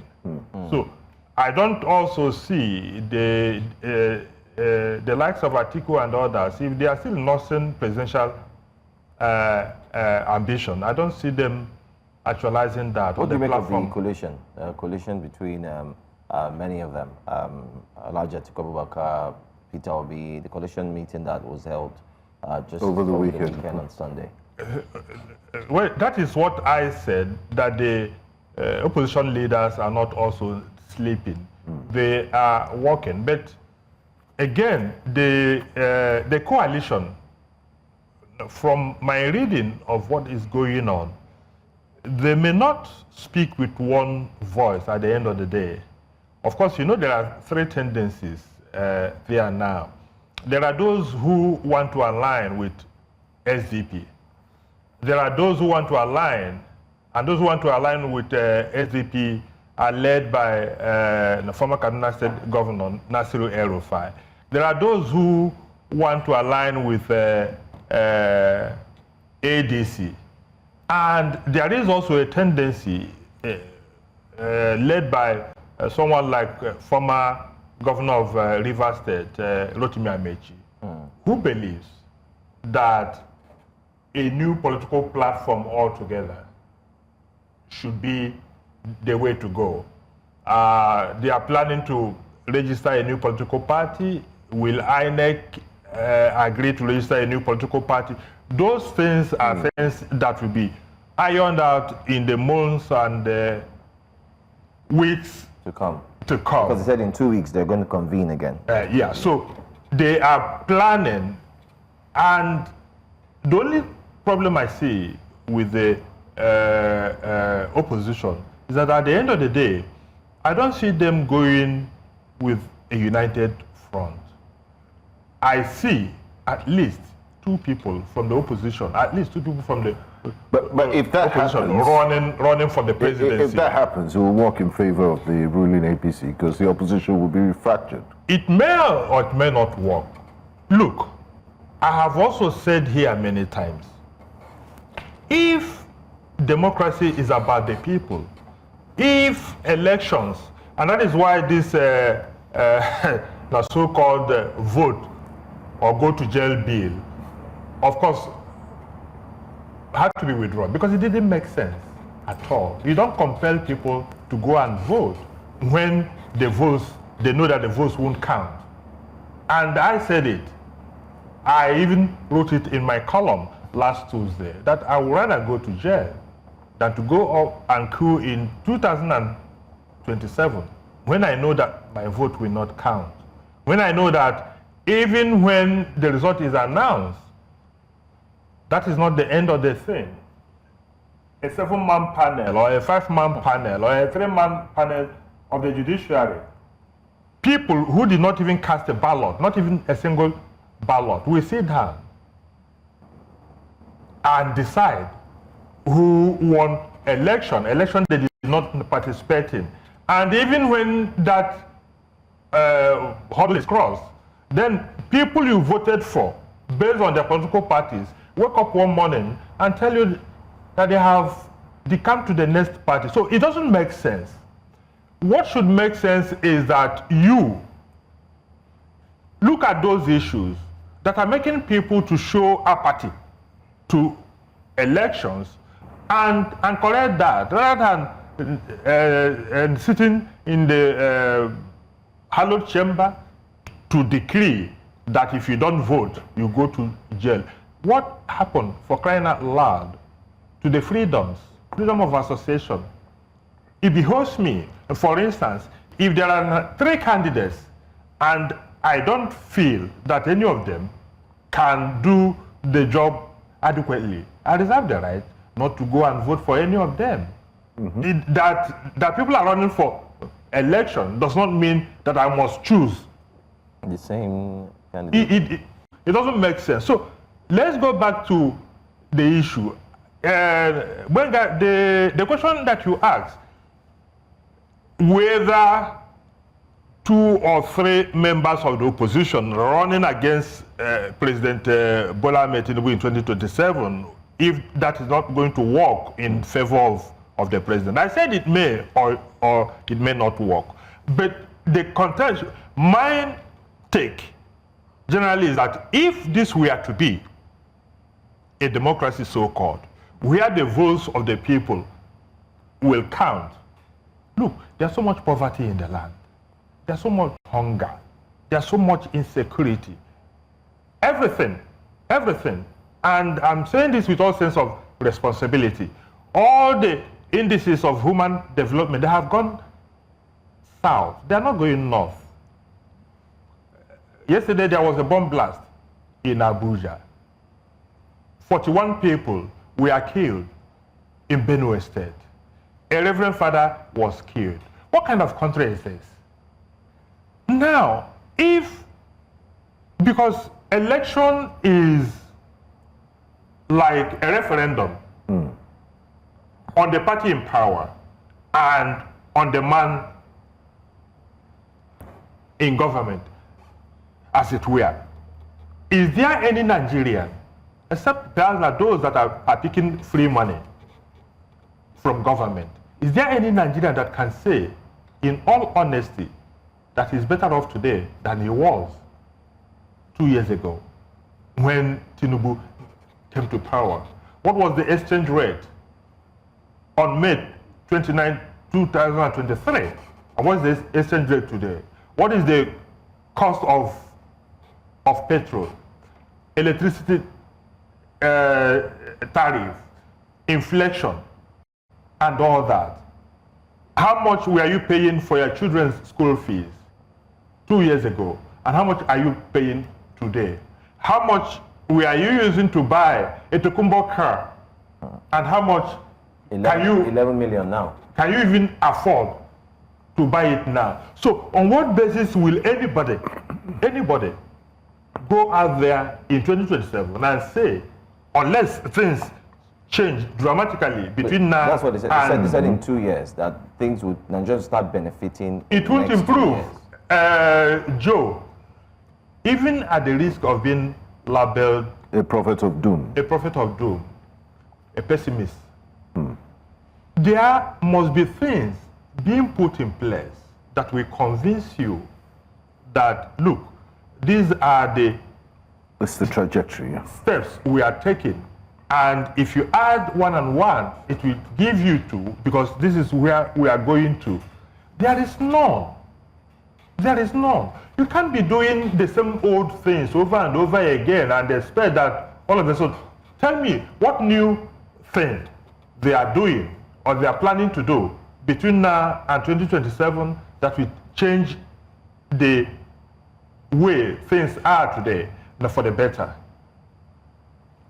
So, I don't know. But as a Nigerian, I can only hope that they do it right. Because, look, if this country is better governed, all of us will be better for it. Nobody is praying for a country in chaos. Nobody is praying for a country where people are so they have been so dehumanized that you ask yourself, people don't go to hospitals again because they can't afford. If you have ailments like diabetes, or you have high blood pressure, or asthma, people can't afford those drugs. And that's why people are dropping dead as if they are overripe pawpaw. So, unless you tell me what new thing this government plans to do in the next 2 years, and look, let me finish this point. It's a very funny thing. In other places, when you get into power, you walk, you put your best foot forward, so that what you do will be the scorecard you present to the people and say, this is what I have done. Give me another chance so that I can consolidate on what I have done. But here, the reverse is the case. You came into government and you started politicking. You started politicking, which is akin to putting the horse, the cart before the horse. Now, 2 years down the road, you say you want to start walking. When you should have walked and going into election mode. And don't forget, in fact, ordinarily, the last year or even 2 years to the election period is devoted more to politics, politicking. Governance is gone. Takes the back seat, yeah. Abandoned. So that is why the first 2 years you ought to devote your attention to governance, so that whatever you have achieved, you can use it as a scorecard and say, look, my people, this is what we have done. Now, you didn't do that, and the 2 years that will now be devoted to politics, you are telling me that's when you're going to do governance. We are here. Let's see how it goes. But in the little time we have left, let's take a look at the leadership newspapers. There's so many stories here we would like to talk about. Tinubu orders leaders to mark ECOWAS 50th anniversary. If you're going to the island today, please travel advisory around Eko Hotel and the Nigeria Institute of International Affairs. Take note. And he's also going to commission the 30-kilometer of the Lagos. This is happening today and tomorrow. Today. And then 2027, no automatic ticket for you, Labour Party tells Obi. And I'm sure the obedience will be like, what was Labour Party before Peter Obi joined? Abure said he has accepted him. So another question is, which faction of the Labour Party exactly? Is it a Papa faction or Abure faction or the Nedi Usman faction? Nigeria targets $7 million daily revenue from fertilizer export. I mean, if this is possible, then it's very good for our forex earnings, and we're moving away from oil, our dependency on oil. Suspected suicide bomber killed in Abuja explosion. Multiple reports, multiple stories, and also Speaker Abbas withdraws compulsory voting bill. Yes. So where do we start from? Which one? We don't have a lot of time. Yes. I think we have just like 2 minutes to choose one story, or 3 minutes. 3 minutes, well, that's the suspected suicide bomber in Abuja yesterday. Of course, and thank God, he was the only person that died. I think there were two injuries. But that what that portends is the fact that, look, insecurity, we are not yet done with it. It is still a big problem. And the resurgence of Boko Haram, the way they have been attacking military targets, and for them to now come very close to Abacha Barracks in Abuja, a suicide bomber. It is scary, and I would think that the government has a lot of work on its hands. It does not do anybody any good when the National Security Advisor, Rebadu, gaslights everybody by saying they have almost conquered insecurity. It is not true. It's not true. And we have to look, the way people are killed in this country, a country that is not at war. You wake up in the morning and you hear that a village was attacked, 41 people slaughtered in cold blood, and we move on. That happened yesterday. Today, the president is here, celebrating ECOWAS. We are throwing party. Fellow Nigerians are going to go into another round of mass burial of their loved ones. It doesn't all go well.